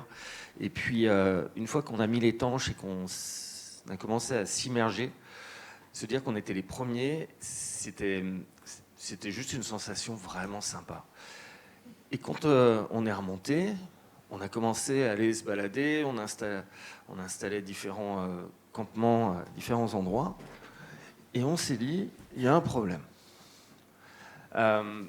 Et ce problème, il est assez simple, il a été identifié très rapidement. Un privé exploite la grotte de glace depuis une quarantaine d'années, une famille de privés, les Carlin d'ailleurs, pour ne pas les citer, suisses, dont la dernière génération sont 2 frères avocats, dans le Valais, je te donnerai les coordonnées, assez dur à cuire. Ça leur ramène à peu près 800 000 euros, les 4 francs suisses que l'on doit rajouter pour aller visiter la grotte de glace, qui inéluctablement recule. Incroyable, ils ont découvert que le soleil faisait fondre la glace, et de plus en plus. Et du coup, ils creusent de manière de plus en plus profonde la glace, ils mettent des bâches pour la préserver, ils ne ramassent pas les bâches qui vont après dans le lac. Alors on a fait une très belle vidéo qui a circulé parce que c'était pour montrer cette première mondiale, entre guillemets, mais tout du moins, on aime bien se servir des mots, comme je vous l'avais expliqué, pour attirer les médias et après faire passer les messages derrière. Il n'y a pas de raison que ça marche que dans un sens. Donc, nous sommes partis avec des protocoles qui avaient été mis en place par l'Université de Genève, et les images que nous voyons là, c'est dans le cadre d'études sur les PFAS dont tu parlais tout à l'heure avec les laboratoires Eurofins. En fait, tout simplement, on est à 2400 mètres, c'est à l'image de ce que fait Homo sapiens, c'est la cupidité qui amène à ces actions-là. C'était il y a 2 ans, quand nous sommes montés il y a 2 ans. Ça a fait, alors, première mondiale, je ne vous dis pas l'impact derrière, les Suisses étaient fous que ce soit des Français d'ailleurs qui y aillent. Donc ça a fait la une là-bas, et puis un petit peu chez nous. Et puis très vite, on s'est mis à diffuser les photos que vous voyez derrière, en disant « dites les Suisses ». Enfin, on ne va pas vous donner des leçons, mais quand même, c'est pas sympa. Des collectifs d'associations se sont réunis, dont le WWF, et des actions ont été entamées. Ça a duré 2 ans, ça ne bougeait pas. Et puis comme ça ne bougeait pas, on a annoncé qu'on allait y retourner. Donc on a repris les mêmes réseaux médiatiques, la RTS pour les Suisses, un petit peu de partout. On a annoncé de partout qu'on y retournait, qu'on allait faire des prélèvements et des études. Et vous savez quoi ? Le jour où nous sommes arrivés, on a les sacs à dos, on a tout le matériel de plongée. On arrive, et là commence le balai des hélicoptères qui récupèrent les bâches. Alors, je ne vous ai pas envoyé, excusez-moi, j'étais en voiture tout à l'heure. Mais c'était hallucinant. Le jour même, Carlin avait préparé son coup à se dire, eh ben vous voyez, ça a duré 2 heures, et je peux vous assurer qu'il reste énormément de bâches. On en a découvert dans le lac, puisque forcément, ça fait des sortes de... C'est des icebergs qui se retournent sous le poids des bâches, et puis la bâche s'enlise. Donc on a, avec d'autres structures, une action est en cours pour qu'on puisse aller avérer la présence de ces bâches dans le lac. Alors pour info, on n'y voit rien dans ce lac, mais vraiment rien. Il y a tellement de particules en suspension que je ne vois même pas mon ordi, je ne vois rien. On est au toucher, on ne savait même pas quelle profondeur il faisait, on est descendu à 33, mais on ne sait pas. Et donc la prochaine action sera d'aller prouver à la fois les bâches qui sont dans l'eau et puis apporter les résultats qui sont en cours d'analyse sur les présences de plastique. Voilà pour cette partie à la FURCA. Est-ce que vous voulez ajouter quelque chose, notamment sur la solution pour peut-être la pollution à la source ou quelque chose, ou vous voulez passer à la question suivante ? Dites-moi. Éventuellement, ce qu'on peut dire, c'est que c'est certainement pas un cas isolé. Enfin, c'est un cas exemple, mais ça se systématise dans d'autres endroits sous critères économiques.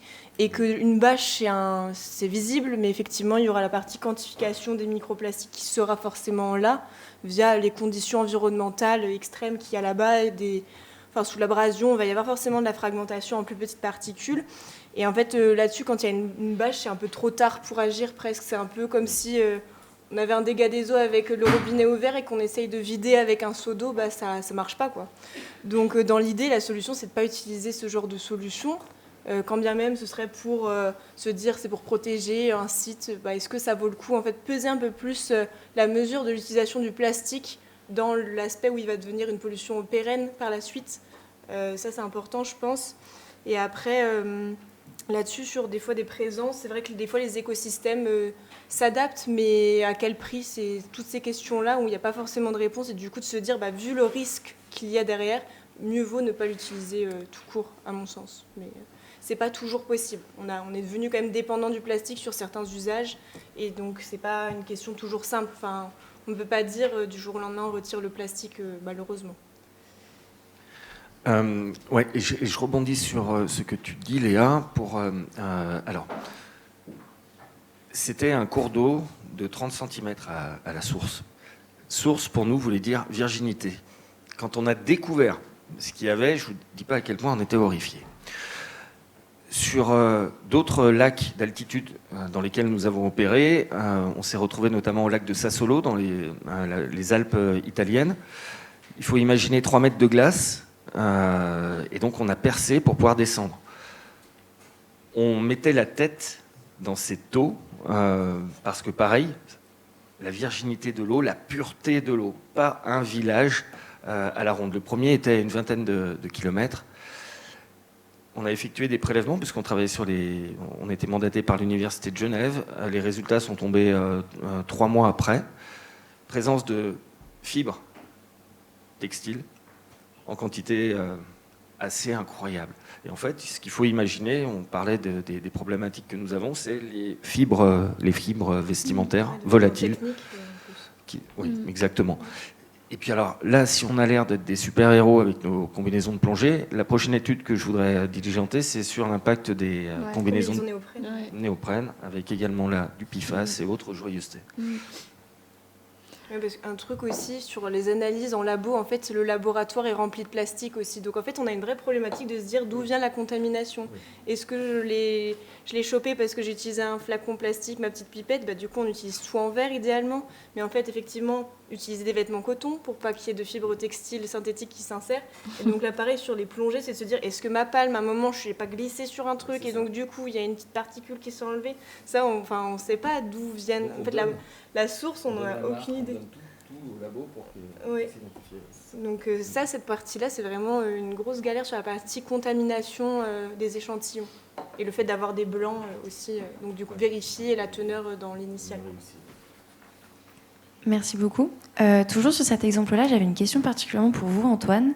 Vous avez parlé au début des responsabilités qui auraient pu être engagées ou des différents types de ces responsabilités dans cette thématique-là. Est-ce que vous pouvez nous donner votre avis sur ces questions, justement, avec le propriétaire privé et les questions de responsabilité? Petite consultation en direct. Ouais. J'enverrai la facture ensuite. Moi, ce que ça m'inspire, je peux vous faire un cours de droit de l'environnement. Ce que ça m'inspire, c'est une question qui nous taraude beaucoup les praticiens du droit de l'environnement, à savoir l'efficacité des outils à notre disposition. Et je trouve l'exemple assez éloquent, puisque vous voyez bien l'écart entre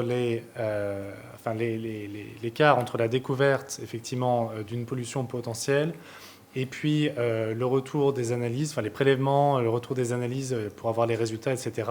Et en fait, le temps d'avoir suffisamment de données, parce qu'on en revient toujours là, pour potentiellement agir, très souvent, vous laissez le temps au propriétaire, comme ici, potentiellement, propriétaire responsable, peu importe, de réagir, de corriger, de dissimuler, etc.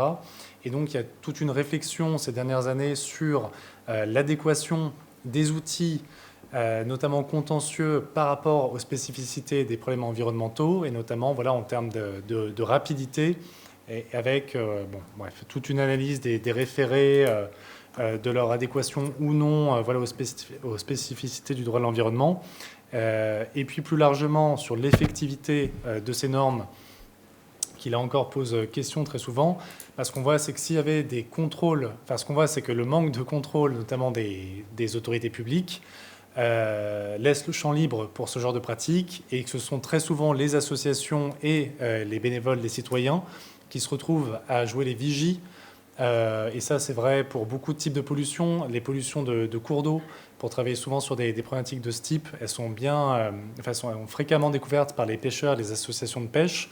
Et donc, on peut se féliciter d'avoir un tissu associatif aussi proactif et efficace, mais ce que ça traduit surtout, c'est l'absence de l'État, le manque de moyens accordés aux corps de l'État qui sont censés être compétents pour vérifier et sanctionner le cas échéant le manquement des normes existantes. Et donc, c'est ce qui fait qu'on arrive toujours trop tard, fondamentalement, et c'est ce que disait aussi Léa, quand la bâche est déjà là. En pratique, la contamination, elle est actée, elle est déjà dans le milieu. Et ça, le problème, c'est que quand bien même vous sanctionnez, la réparation, et j'en reviens toujours à ces catégories, à ces questionnements sur l'adéquation de nos moyens, comment vous allez réparer le préjudice causé au lac, par exemple, au milieu. On pourrait imaginer que vous imposiez aux propriétaires responsables d'aller filtrer l'eau, mais on se rend bien compte, alors peut-être que sur un lac c'est techniquement faisable vu que c'est peut-être une surface, un volume d'eau bien défini, mais vous voyez bien que sur un fleuve comme le Rhône, si on prend l'exemple des PFAS, Arkema pendant des années, pendant des décennies même, c'était 3,5 tonnes de rejets à queue de PFAS dans le Rhône. Le Rhône, comme vous le savez, il descend jusqu'à la mer Méditerranée dans laquelle il se jette. Comment vous allez demander à Arkema de réparer le préjudice que l'entreprise a causé? Vous voyez, on se heurte à presque une sorte d'aporie, une sorte d'impossibilité logique. Alors, à défaut, vous pouvez envisager de demander une réparation pécuniaire en affectant des sommes à des actions publiques ou privées de préservation, de dépollution, etc. Mais l'équivalence, en réalité, elle est illusoire. Vous ne réparerez, vous ne remettrez jamais tout à fait en état le milieu par rapport à sa situation antérieure à la pollution. Merci beaucoup. On va passer à la thématique 3. On voyait mal aborder le sujet des microplastiques en parlant que des citoyens et en évitant le sujet des industriels. Et donc, on voulait un peu avoir un court avis, un avis, notamment sur les politiques publiques et savoir si, au niveau local, les politiques publiques prennent en compte les industriels dans la pollution microplastique ou si c'est uniquement sur la gestion des déchets avec les citoyens. Voilà.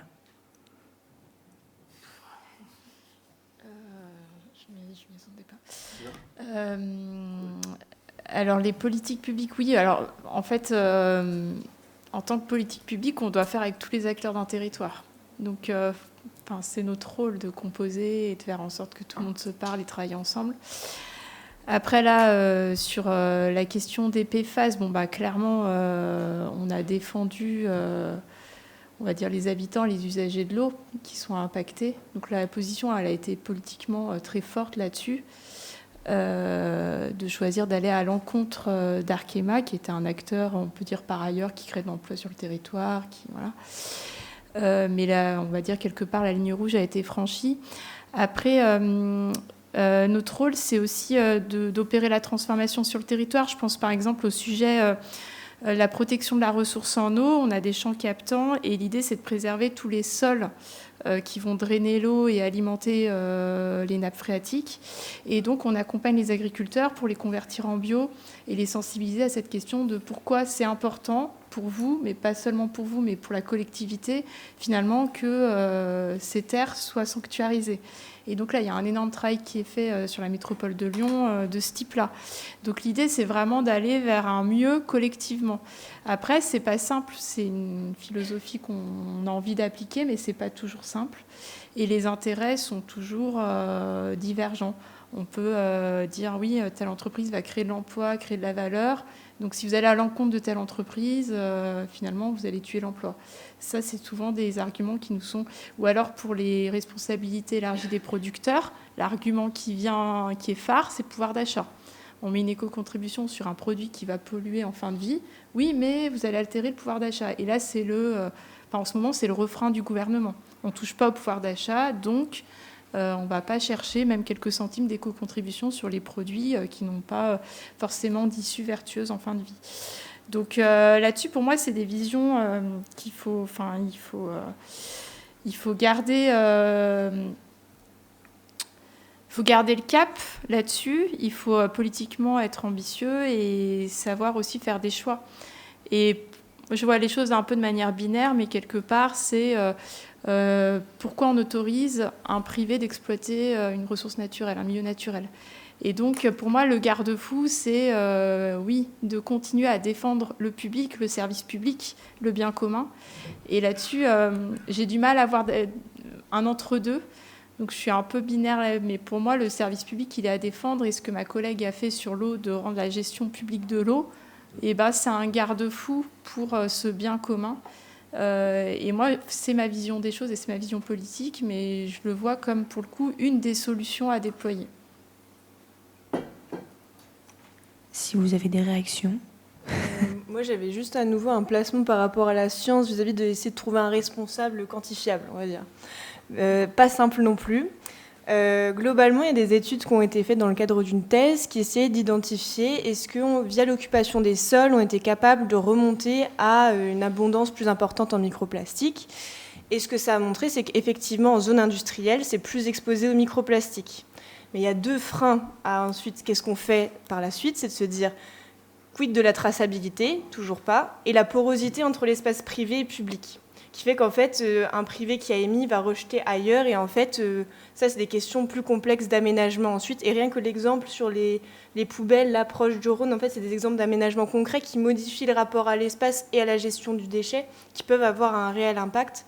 Et sur la question de la responsabilité, de se dire qui est responsable de quoi, on peut revenir aussi à nouveau à l'introduction dans les propos d'Isabelle, de se dire qu'il faut une réponse systémique et plus macro. Je ne suis pas sûre que trouver un responsable aide à apporter une solution, et c'est plutôt sur le système complet qu'il faut agir, en ayant du coup nos différents regards scientifiques, juridiques et politiques pour pouvoir mener à bien des actions concrètes. Mais globalement, je pense que d'identifier un responsable n'aidera pas la cause, surtout qu'il y a beaucoup d'arguments faciles à trouver pour le côté multifacteurs, de dire la pollution peut venir de là, pareil sur les effets de causalité à la santé, de dire c'est peut-être pas le plastique qui pose problème, c'est peut-être telle substance, il a peut-être absorbé un polluant. C'est beaucoup trop complexe pour pouvoir réussir à faire cette identification linéaire, et c'est pour ça que c'est un peu embourbé sur les situations actuellement. Donc difficulté de l'identification de responsabilité, quoi. Je ne sais pas si vous voulez rebondir dessus, mais vous pouvez rebondir si vous voulez, j'ai vu que vous léchiez la tête. Sur la responsabilité, mais j'aimerais bien avoir ton éclairage dessus. Moi, il y a quelque chose qui m'intéresse pas mal, c'est le fait de créer un statut pour des fleuves, en fait, pour qu'ensuite on puisse, lorsqu'ils sont attaqués, qu'on puisse, qu'il y ait un préjudice moral. Après, c'est savoir qui les représente, comment, mais je trouve que la démarche, elle est assez intéressante de se dire que la nature peut avoir des droits. Très vaste sujet, qui ne fait absolument pas l'unanimité au sein de la communauté des juristes et des environnementalistes en particulier.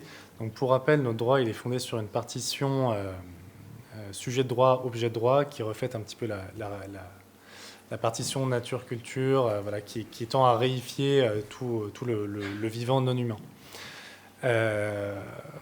Et ensuite, de certains courants de pensée, notamment initiés par Bruno Latour, Philippe Descola, etc.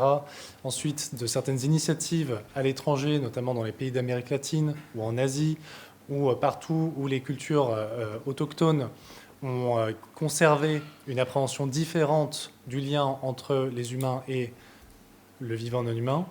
On a certaines initiatives donc, qui s'inscrivent dans ce qu'on appelle les droits de la nature ou la personnification de la nature, et qui viennent un peu remettre en question cette division sujet de droit, objet de droit, ou du moins à faire basculer d'une catégorie à l'autre certaines entités naturelles. Donc on a des fleuves, parfois des écosystèmes entiers, qui se sont vus reconnaître des droits et ou une personnalité juridique. En vérité, il y a une myriade de modèles, tout ça n'est pas du tout uniformisé.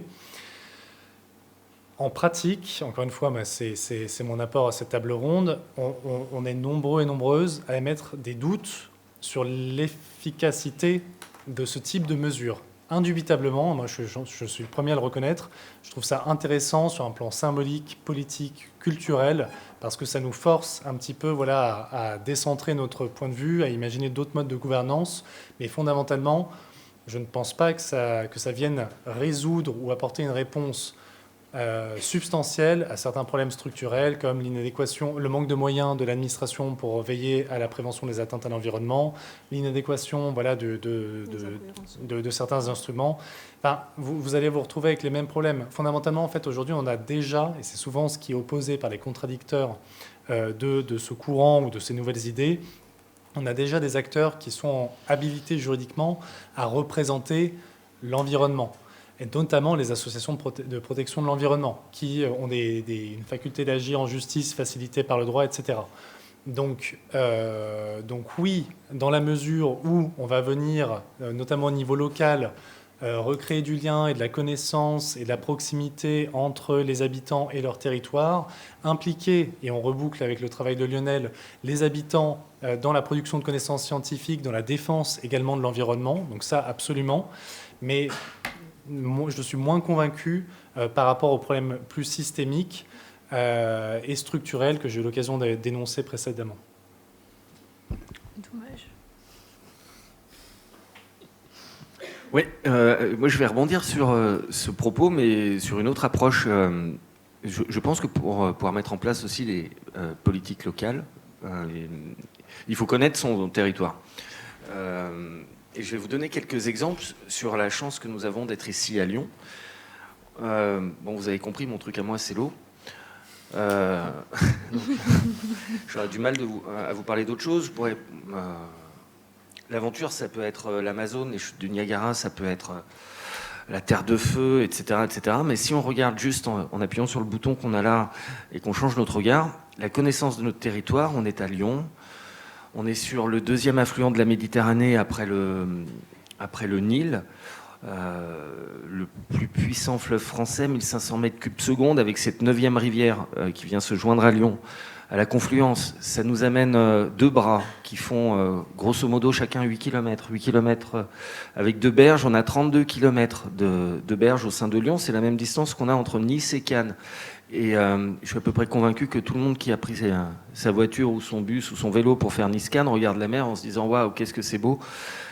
C'est la chance qu'on a ici à Lyon. Tu parlais tout à l'heure des champs captants de Crépieux-Charmy, tout du moins de ces champs captants qui sont juste là au-dessus. C'est la plus grande nappe phréatique pompée d'Europe. On a 114 points de captage, je crois, de captage d'eau. Mais c'est juste incroyable. Et puis ce parc de Méribel-Jonage, qui est le 2e plus grand parc périurbain d'Europe. Donc, pour moi, il faut connaître son territoire. Voilà. Je voyais pas où tu voulais en venir. Je suis parti. C'est de l'eau. Je vous remercie pour ces réponses. On va passer donc à notre conclusion et à notre question finale qui reprend en fait un peu notre sujet. Avec tout ce que vous venez de nous dire, est-ce que pour vous, nous sommes face à une impasse ? Et si vous deviez retenir qu'un ou 2 leviers prioritaires, qu'ils soient technologiques, législatifs ou comportementaux, que seraient-ils ? Voilà. Bon, je vais commencer. Dans la continuité de tout ce que je dis précédemment, donc vous l'aurez compris, je suis avocat, j'ai un tropisme contentieux assez fort. Je pense qu'on peut et on doit identifier des responsables individuels. Néanmoins, il est évident que cette approche, elle a ses limites. Dans le cas de pollution, encore une fois, systémique, diffuse, en fait, on ne va pas aller chercher en justice tous les producteurs et tous les utilisateurs de plastique, parce que sinon, en fait, la France entière va y passer. On est coupable aussi. Exactement. Donc, évidemment, pour visibiliser le sujet, faire progresser le droit et envoyer un signal fort aux autres acteurs, il faut cibler et utiliser les leviers d'action juridique à notre disposition contre les pollueurs. Ceci étant, et je rejoins tout à fait Isabelle sur ce point, je pense que cette approche a ses limites et que face à ces problématiques, il nous faut une réponse globale, systémique, à la hauteur de l'enjeu. Et ça passe nécessairement par les politiques publiques. Et je vais insister sur un point parce que c'est souvent aussi un axe de défense ou une ruse qui nous est opposée en face du côté notamment des industriels. Il ne faut pas, ou à plus forte raison des politiques au niveau national, on ne peut pas se permettre d'attendre l'aboutissement des initiatives en cours à l'échelon européen ou international. Il y a le projet de traité plastique qui a été vaguement évoqué à un moment, c'est très bien, on est tous favorables, mais le temps que ça aboutisse, il y a quelques années qui vont s'écouler encore. À l'échelon européen, on parle beaucoup de la révision, par exemple, du règlement REACH, qui est vraiment la clé de voûte réglementaire de la régulation des substances chimiques sur le territoire de l'Union européenne. On a une proposition d'interdiction globale des PFAS qui a été déposée par 5 États membres. C'est très bien, mais là encore, vous le savez sans doute si vous faites du droit ou de la science politique, le temps des négociations internationales, à l'échelon européen ou au-delà, est extrêmement long et sans garantie, au vu des forces à l'œuvre, et notamment du lobbying à l'œuvre sur ces problématiques, sans garantie d'un résultat à la hauteur de l'initiative de départ. Et heureusement pour nous, et ça c'est quelque chose qu'il faut avoir en tête, ce même droit européen contient des mécanismes dérogatoires qui sont immédiatement utilisables par les États membres. Le règlement REACH contient une clause de sauvegarde qui permet notamment de déroger à la liberté de circulation des substances chimiques si un État peut faire valoir un intérêt sanitaire ou écologique qui prime en urgence sur les libertés économiques. Et ça, c'est une logique qu'il faut exploiter. Les interstices, les marges de manœuvre qui nous sont laissées par un système juridique qui structurellement est défavorable à la protection de l'environnement, il faut les exploiter. Et donc, sans attendre le progrès du droit international européen, tout en le promouvant bien sûr, il faut à l'échelon national et local mettre en œuvre tous les instruments possibles, et ça va passer, et je rejoins Isabelle sur ce point, par une approche réglementaire contraignante. C'est-à-dire que les mécanismes incitatifs, les mécanismes de marché, aller créer un énième marché d'émissions, etc., en fait, ce sont des constructions juridiques et théoriques qui sont peut-être très stimulantes intellectuellement, mais elles n'ont pas fait leurs preuves. Donc il faut revenir à des politiques publiques très fermes et très protectrices de la santé et de l'environnement. Il a tout dit. Bon, moi, je vais peut-être me positionner sur les solutions techniques, même si on n'y croit pas totalement. Dans l'idée, c'est de limiter la dissémination. Donc là, j'apporte le regard un peu sur, on va dire, les techniques ingénieurs, etc. Même si, globalement, dans le propos, vous aurez compris que c'est agir à la source et au niveau du système global. Du coup, il y a une entreprise française qui s'appelle Polustock qui, là, du coup, propose des solutions justement au niveau des déversoirs d'orage pour limiter les rejets de macrodéchets. Donc l'idée, c'est éviter la fuite de ces macrodéchets et leur éparpillement au sein de l'environnement.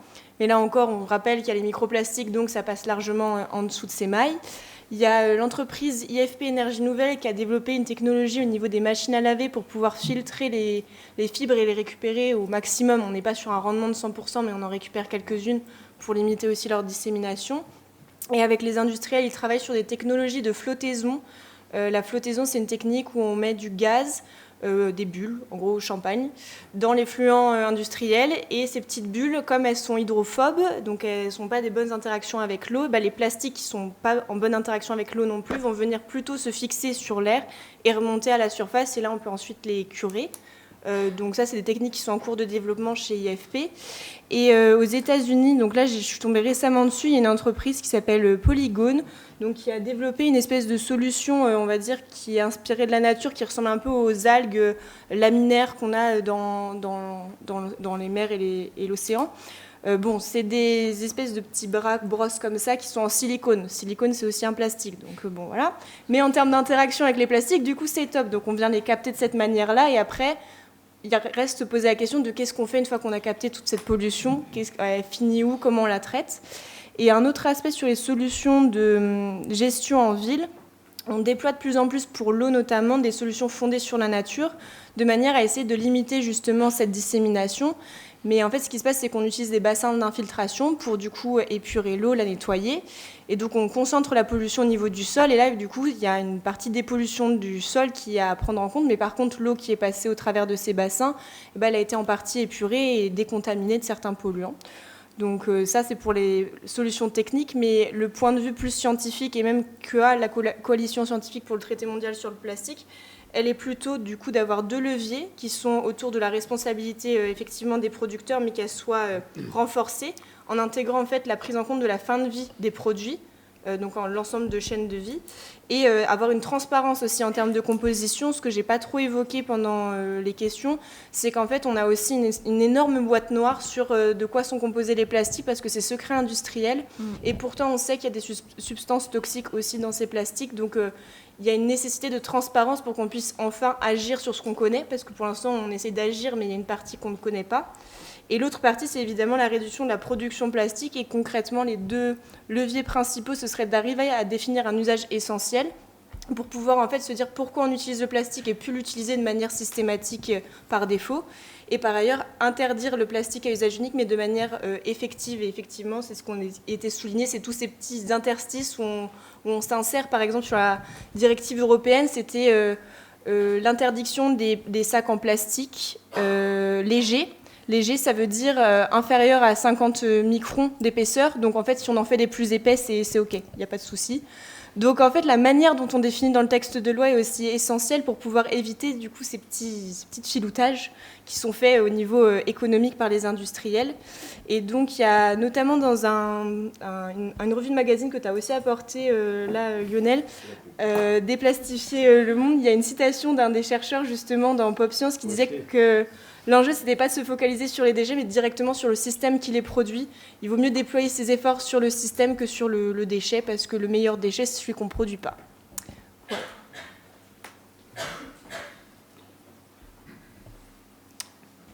Je suis sans voix. Non, j'approuve totalement. Effectivement, la question de la transparence me paraît cruciale aussi.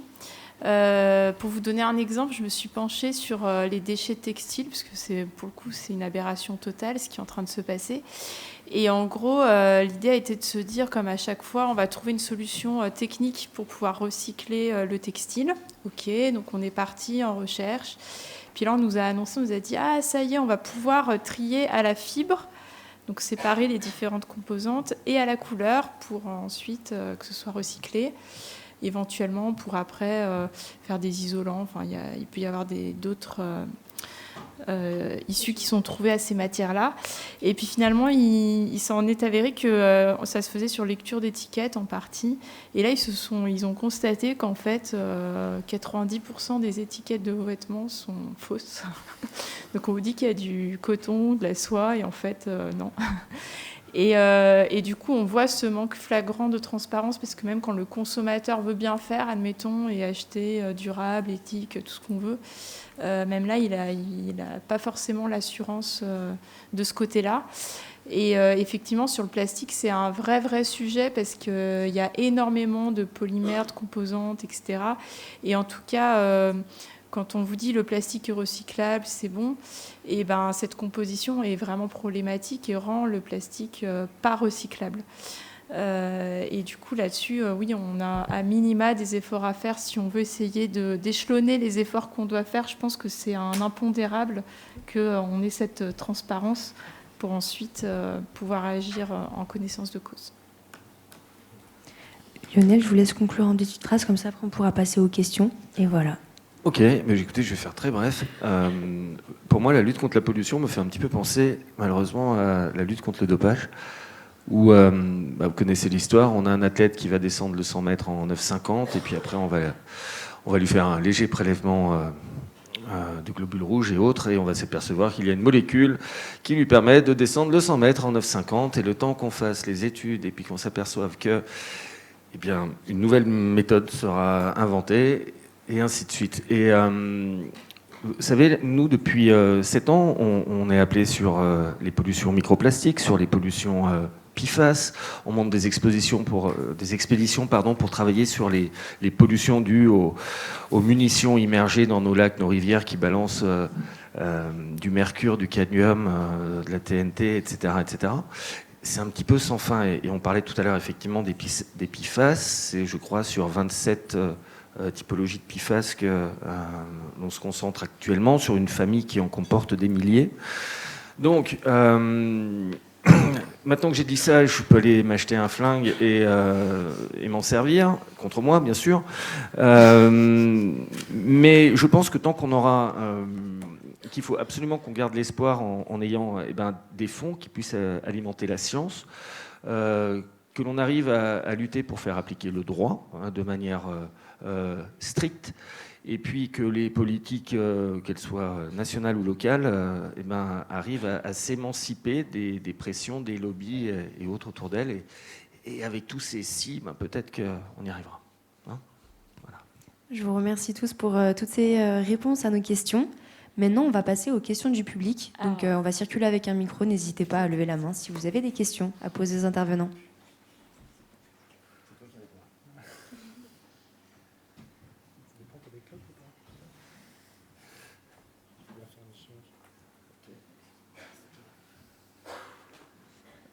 Ouais, ok, super. Déjà, merci beaucoup pour ces interventions. Je pense qu'elles étaient très pertinentes et qu'elles se complétaient bien. Une question peut-être plus pour vous, Madame Petiot, puisque ça concerne les filières REP. Vous les avez mentionnées comme une partie de la solution. Or, si on regarde et le problème de la surproduction et le problème qui, merci, a été d'ailleurs abordé à la fin, de la transparence, du fait qu'on ait des matériaux composites qui ne sont pas possibles de recycler, et même en fait le système en lui-même de rétribution financière des éco-organismes, il est construit de telle manière à ce que si le recyclage n'est pas possible, eh ben, il n'y aura pas le remboursement. Moi, j'ai travaillé là-dessus. J'ai un exemple sur Grenoble, une filière qui existe depuis quasiment 30 ans, qui sont les emballages ménagers. Citeo était encore à 60% de participation financière, alors que dans la charte, ils sont censés contribuer entièrement. C'est même 50. Ah, 50 Ouais. Pardon. C'était ça, alors. Donc, dans ces cas-là, quand on voit des politiques comme ça qui sont, entre guillemets, négociées au niveau du ministère, qui sont poussées à l'échelle européenne par des lobbies comme la fondation Ellen MacArthur, est-ce qu'on a des outils en tant que collectivité pour mettre en place ou prendre le relais quand, entre guillemets, les politiques publiques qui sont façonnées à l'échelle des États et de l'Europe dysfonctionnent autant sur des problématiques aussi importantes ? Alors, vaste question. Moi, je crois vraiment au modèle des REP. J'ai envie de le défendre. Après, je pense que tel qu'il est pensé actuellement et tel que les cahiers des charges sont écrits, c'est pas forcément, il n'y a pas de gouvernance. Les éco-organismes sont vraiment représentants des industriels et des metteurs sur le marché, donc ça pose problème. Ils n'ont pas forcément les coudées libres pour faire ce qu'ils veulent. Néanmoins, il y a quand même eu des avancées, il faut les souligner, même si tout n'est pas parfait, qu'on a souvent tendance à beaucoup critiquer les choses. Il y a eu quand même l'émergence de fonds réemploi, il y a le sujet de la consigne qui est venu sur le devant de la scène. Alors, avec Citeo, après, on peut contester la manière dont c'est fait, mais le sujet, il est quand même là. Donc il y a ces petites avancées-là. Nous, collectivités, on a beaucoup travaillé, notamment avec Écosystème, sur le gros électroménager. Et à Lyon, vous le savez peut-être, mais avec Écosystème, on a mis en place la collecte à domicile pour que ce soit une collecte préservante et qu'on puisse faire du réemploi sur l'électroménager. Donc c'est un exemple, mais n'empêche que, quelque part, grâce à cette REP, on a pu avancer sur le sujet. Après, on parle de changement systémique et une fois qu'on se dit, OK, on va faire du réemploi, que ce soit sur les gobelets, les emballages, peu importe, sur l'électroménager, le changement, l'étape d'après, c'est qu'on se mette à acheter d'occasion. Et là, en fait, maintenant qu'on fait du réemploi, on se rend compte qu'il y a un petit goulot d'étranglement et qu'en fait, tout ce qu'on veut réemployer ou qui serait réemployable, ils ne trouvent pas le marché. Donc là-dessus, c'est nous, après, consommateurs, usagers, collectivités, à passer l'étape du dessus, à se dire maintenant, il faut acheter d'occasion. Et voilà, donc je dirais que le changement grâce au REP, il commence petit à petit, péniblement, ça pourrait beaucoup mieux se faire. Il se met en place. Là, ce que je constate, c'est que, en tout cas, avec le gouvernement actuel, les politiques actuelles, les ministères actuels avec lesquels on essaye d'échanger sur ce sujet, comme je l'ai dit tout à l'heure, le pouvoir d'achat est la priorité numéro 1, que du coup ça empêche l'ambition, des ambitions autres au niveau des REP, et qu'il y a aussi un autre argument qui vient, alors moi on m'a dit que c'était les lobbies qui le mettaient en place, c'est pas de surtranscription par rapport à la législation européenne.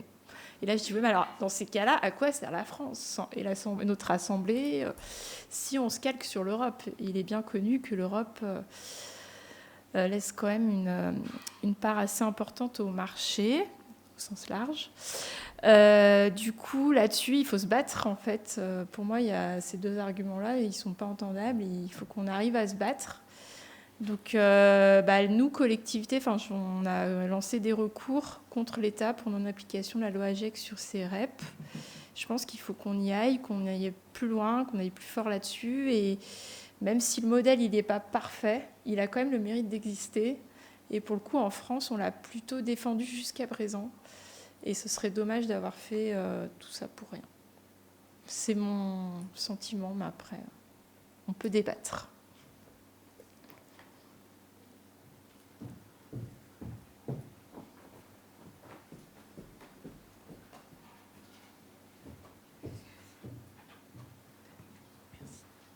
J'ai une question encore pour vous, Madame Petiot, désolé.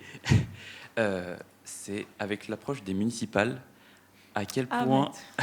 Je ne sais pas si je vais pouvoir répondre.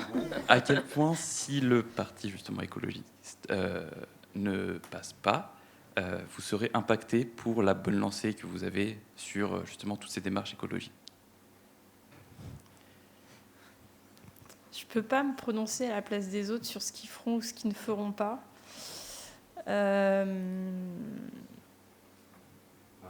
Après, moi, c'est mon avis personnel, pas en tant qu'élu. Je pense qu'il y a beaucoup de sujets qui paraissent apolitiques, où on se dit on est tous d'accord, et où... comment on le dit en plus, il faut que je prenne des précautions. Mais on va dire que... y a des sujets qui paraissent consensuels, où on va dire oui, on est tous pour protéger notre santé, voilà. Mais en fait, l'enjeu, c'est pas tellement sur l'affichage qui va être fait ou les intentions. C'est, pour moi, ça va, même ce que je disais tout à l'heure, c'est plus profond. C'est des visions de libéralisme ou pas, jusqu'à quel point on veut l'intervention de l'État, on veut l'intervention des politiques publiques dans différents champs. Pour moi, c'est cette vision-là qui va conditionner ensuite l'impact sur le service public et donc sur la santé ou l'impact sur la protection de l'environnement. C'est pas tant de manière directe et frontale en termes, je pense, d'affichage d'objectifs environnementaux. On est tous d'accord pour dire qu'il faut protéger nos milieux, notre belle ville, enfin peu importe, vous retrouverez ça de partout.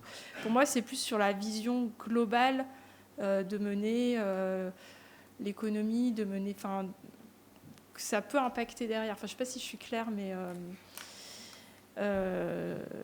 enfin voilà, le fait, comme je le parlais, la défense du service public, pour moi, ça, c'est un marqueur fort qui peut avoir beaucoup d'impact par la suite sur la santé ou sur l'environnement, sur d'autres politiques publiques de ce type-là. Mais bon, voilà. Après, je suis en période de réserve, donc je ne suis pas trop censée...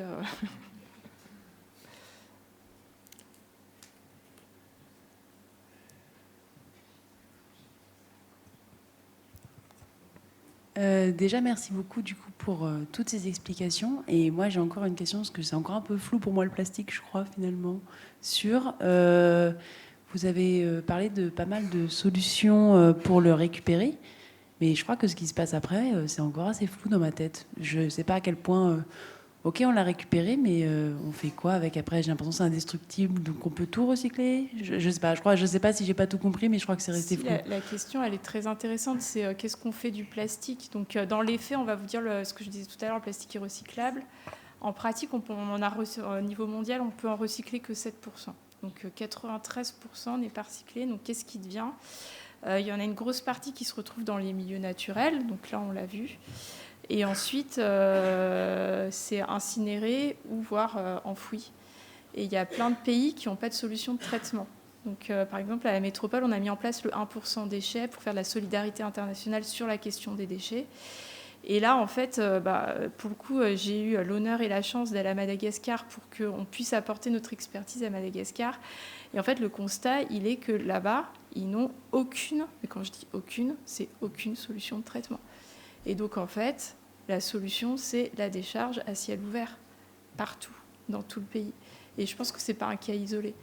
Et du coup, même dans ce cas, il y a une espèce de désarroi, parce qu'on veut les aider, mais par quoi commencer? Donc, il y en a qui veulent mettre la collecte en place, qui font en fait de la propreté, mais après, ça termine sur les sols. Et du coup, là, ils ont la chance, enfin de la chance, oui et non. Mais on va dire que la chance qu'ils ont, c'est que... comme c'est un pays pauvre, ils ne sont pas encore pollués, ensevelis par le plastique, même s'il y en a énormément, notamment un peu dispersés de partout. Et du coup, se pose la question de tous ces pays qui n'ont aucune solution de traitement Et pour le coup, quand on parle d'enfouissement, il y a l'enfouissement où en gros qui est cloisonné, on surveille ce qu'on fait en Europe et qui est la plus scandaleuse des méthodes de traitement. Et il y a l'enfouissement après dans les autres pays où c'est carrément de la décharge sauvage. Et du coup, à l'échelle mondiale, il faut se le dire, le plastique n'a pas d'issue, quoi. 93% du plastique n'a pas une issue heureuse. Puis en termes d'issue aussi, il y a une période où il y avait l'exportation des déchets plastiques vers les pays asiatiques et ça s'est arrêté en 2018 pour la Chine qui a du coup interdit cette importation de déchets. En solution de recyclage, c'est souvent du décyclage, donc en fait on perd les propriétés du matériau. Par exemple, comme tu l'évoquais à un moment sur l'isolation des bâtiments, ça peut être réutilisé, mais une fois que le bâtiment il est rénové, il va être démoli, on ne sait pas quoi faire de la dernière utilité de ce plastique parce qu'en fait, il arrive vraiment à sa fin de vie. Et effectivement, en fait, c'est pas quelque chose qui va pouvoir réellement se dégrader dans la nature au vu de sa structure chimique. On parle de certaines enzymes, il y a des choses qui ont été mises en avant, mais dans les faits, ça se dégrade pas très bien. Il y a plutôt de l'accumulation dans les organismes, donc vraiment, c'est un peu pourri en termes de fin de vie. Et sur le recyclage, même si on essaye des choses, on a mis en avant plusieurs leviers qui sont à la fois la rentabilité, les matériaux composites et les multicouches aussi, parce que pour la conservation des aliments, on va utiliser différents matériaux, il faudra faire des inscriptions. Donc en fait, d'avoir des produits aussi complexes, c'est pas du tout simple à recycler d'un point de vue technique. Donc en fait, là-dessus, sur la gestion de fin de vie, il y a une vraie problématique, d'où le fait qu'on accentue sur le fait de gérer à la source plutôt que sur la gestion du déchet, parce que c'est vraiment très compliqué. Alors, ceci étant dit, je me dois de vous dire qu'il est important quand même de trier ces emballages plastiques. Oui. Alors, vous allez me dire, mais pourquoi ? Parce que déjà, en France, on a des taux de recyclage qui sont un peu plus importants que les fameux 7% dont je vous parlais. Parce que aussi, ça met en responsabilité le fameux Citeo, qui est l'éco-organisme en charge de ce tri et de ce recyclage des emballages. Et que du coup, l'idée, c'est de se dire, on collecte l'ensemble des emballages plastiques qu'on peut, et ceux pour lesquels on n'a pas de solution, parce qu'il y en a quelques-uns. L'idée, c'est que les solutions émergent avec le gisement qu'on va arriver à collecter. Donc, il faut continuer à trier ces emballages, et ensuite, Citeo a la charge et la responsabilité de trouver la meilleure des solutions possibles. Donc, n'abandonnez pas le geste de tri, s'il vous plaît. Alors, bonsoir. J'ai une petite question, enfin plutôt deux petites questions. La première, je crois que Léa, vous avez commencé à légèrement en parler, c'est est-ce qu'il existe actuellement des organismes, comme je pense par exemple à certaines bactéries, qui sont capables de réussir à digérer le plastique, parce que je crois que j'avais vu ça à un moment dans un papier ou dans un article de presse. Et ensuite, autrement, si on ne peut pas réussir à s'en débarrasser complètement, quelles sont, selon vous, les premières zones, on va dire, dans notre vie de tous les jours, où on peut réussir à remplacer le plastique par d'autres objets qui sont parfois, comme je pense par exemple le verre ou ce genre de choses. Qu'est-ce qui est le plus faisable, on va dire, dans notre société actuelle ? Merci. Du coup, sur les dégradations, moi je ne suis pas du tout spécialiste, mais effectivement, je sais que sur la partie médiatique, de temps en temps, il y a des titres qui font un peu le buzz, justement, pour alerter, sensibiliser. Et justement, ce que tu mettais en avant, Lionel, c'est que les assos sont plus à même de pouvoir mettre des titres accrocheurs qui éveillent l'émotion. Nous, en tant que scientifiques, des fois, c'est un peu plus compliqué. Et en fait, c'est parce qu'il faut aller regarder dans le cœur de l'étude, généralement. Là-dessus, sur la dégradation des plastiques et le biodégradable, en fait, il y a tout un ensemble de difficultés qui font que généralement la biodégradabilité elle est testée sous certaines conditions très contrôlées et qui ne sont pas forcément reproductibles tout le temps à toutes les échelles, notamment de passer à une échelle industrielle. Et sur les mécanismes en soi qui se passent au niveau des dégradations, moi je ne sais pas du tout et je n'ai pas épluché suffisamment l'article pour pouvoir répondre à ce sujet. Et sur la substitution au quotidien, je pense que c'est des habitudes de consommation à changer, effectivement. Je pense que déjà quand on prend conscience de le nombre de plastiques qu'on touche, parce que maintenant on a le regard qui change, ça aide aussi à se dire mes tupperwares, ils vont être tous en verre, parce que contact alimentaire, on va éviter de les chauffer au micro-ondes, parce que dégradation thermique, pas top. Les gourdes, pour l'eau aussi. En fait, tout ce qu'on va mettre en contact globalement avec l'alimentaire, essayer d'enlever le plus possible le plastique comme c'est possible. C'est les achats vrac. En fait, c'est un peu les démarches écolo au sens du terme, mais dans l'idée de protection de la santé aussi. En fait, ça va dans le même sens. Après, c'est quand même très dur de s'en défaire parce qu'on en a mis un peu partout quand même dans tous les usages. Donc là-dessus, c'est de l'éco-conception aussi initiale à la source. Donc ça, c'est pas forcément facile pour le consommateur. Mais en tout cas, sur les leviers, on va dire alimentaires, je pense qu'il y a possibilité en tant que consommateur d'y aller là-dessus. Je ne sais pas si vous avez d'autres pistes. Mais... On va faire une dernière question, si jamais.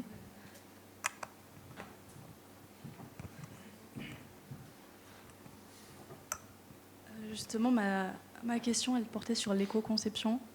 J'ai compris que vous ne croyez pas trop aux règlements et aux directives européennes, mais il y a une toute nouvelle réglementation qui vient de sortir sur l'éco-conception et sur la transparence des industries. Et c'est vendu comme une contrainte pour tous les industriels qui veulent vendre sur le marché européen. Et du coup, je me demandais ce que vous pensiez de cette réglementation, c'est l'ESPR. Tu as entendu parler, Oui, j'en ai entendu parler. Je ne l'ai pas suffisamment étudié pour vous donner mon avis sur le niveau d'ambition de ce texte. Donc on ne va pas pouvoir aller très loin dans la réponse à la question. Une précision toutefois, il est évident, enfin, j'ai relativisé... Enfin, peut-être que nos propos respectifs tendaient à relativiser l'importance de l'action européenne, mais pas du tout. On est content qu'il y ait ce genre de réglementation qui soit adoptée, ne serait-ce que parce qu'elles ont vocation à concerner l'ensemble des États membres et que tous les États membres n'ont pas une législation environnementale aussi avancée que la France. Donc quand bien même, et c'est souvent le cas en pratique, la France aurait peu besoin de transposer parce qu'elle a déjà un cadre législatif et réglementaire relativement en avance par rapport à l'UE, il ne faut pas oublier que ces réglementations-là vont permettre à d'autres États membres de l'Union de se mettre à niveau. Et ça concourt aussi à l'échelon régional à rendre un peu plus vertueux les pratiques sur le marché. Et après, sur l'éco-conception, pour moi, on retrouve la logique des REP. En fait, une REP, si elle est bien faite, c'est quelque part, il y a une éco-modularité, enfin, je ne sais plus comment on appelle ça. Modulation, voilà. Si le produit n'est pas recyclable, il paye plus, et s'il l'est, il paye moins. Et du coup, c'est un peu un bonus-malus, voilà. Et l'idée, c'est que ça permet aux industriels d'enclencher un changement progressif. Et pour moi, ça, c'est intéressant, parce qu'on n'oppose pas, tout d'un coup, on ne dit pas, bon, bah, ça y est, telle matière est interdite. En fait, l'idée, c'est que les industriels nous reprochent très souvent, en tant que politique publique ou politique nationale, qu'ils n'ont pas la lisibilité sur le long terme. Et pour le coup, c'est vrai qu'actuellement, la lisibilité politique, on ne l'a pas trop. Et quelque part, si on veut changer durablement une filière, c'est indispensable. Et pour moi, les REP, elles ont ça de bien, c'est qu'en fait, quelque part, elles permettent ce changement progressif avec les industriels. Je le vois comme ça. Ouais, je donne un dernier exemple, parce que ça me démange un petit peu, mais pour vous montrer à quel point tout cela est complexe. Vous savez sans doute, puisqu'on en a beaucoup parlé à un moment, l'année dernière, qu'il y a un projet de loi dit anti-fast fashion, qui est encore en cours. Hein, la loi n'a pas encore été adoptée par le Parlement. Ce projet de loi prévoit notamment justement de jouer sur le mécanisme de la REP et de l'éco-contribution pour infliger une pénalité financière par ce mécanisme-là aux produits de l'ultra fast fashion, parce qu'on a même dépassé le stade de la fast fashion. Et cette disposition, et d'autres dans la loi, mais peu importe, ont reçu un avis défavorable de la Commission européenne parce que trop contraignant et contraire aux règles du marché européen. Donc vous voyez, c'est très bien qu'on adopte un règlement sur l'éco-conception. La REP elle-même est harmonisée à l'échelon européen, mais en même temps, quand on décide d'exploiter pleinement ces instruments qui sont pourtant seulement incitatifs, on n'est même pas encore dans le réglementaire contraignant, en interdisant tout bonnement la fast fashion, ce qu'on pourrait faire, ce qui paraît inenvisageable, mais ce qu'on pourrait faire en réalité. Donc, quand bien même, même sur le registre de l'incitation, quand on essaye de donner toute leur portée à ces instruments, avec une pénalité certes qui va avoir un impact économique significatif, mais c'est tout son objet pour qu'elle ait un effet tangible, et bien là on se heurte de nouveau à ces limites du cadre juridique européen. Merci pour ces réponses. On arrive au bout de la conférence. Donc, je tenais à remercier au nom de toute l'équipe.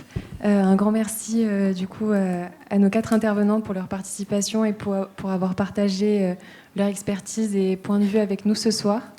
Un merci également à nos professeurs encadrants, Madame Alestra et Monsieur Polomé, ainsi qu'à notre tutrice, Madame Poulain-Zarcos. Un merci à l'équipe de la MILC pour leur accueil et pour l'aide technique. Un merci à Julia qui a réalisé l'illustration pour l'affiche. Et un merci à vous, public, pour votre attention et participation tout au long de cette conférence. Quelques informations pratiques avant de vous quitter. Pour ceux qui souhaitent continuer d'échanger de façon un peu plus informelle, on a une réservation au bar La Fourmilière, à quelques rues d'ici. L'adresse est indiquée juste sur le diapo. Après, pour les étudiants centraliens, ceux qui viennent pour la conférence UE Pro, vous pouvez venir me voir avant de partir pour que je note vos noms et prénoms. Et également, dernière information, la semaine prochaine, donc mardi 17 février, de 17h à 19h, se tiendra une autre conférence organisée par les étudiants du Master 2 RISE, qui sera sur le thème suivant, catastrophes naturelles, comment les prévenir et y faire face à l'échelle locale. Merci beaucoup et une très belle soirée à tous.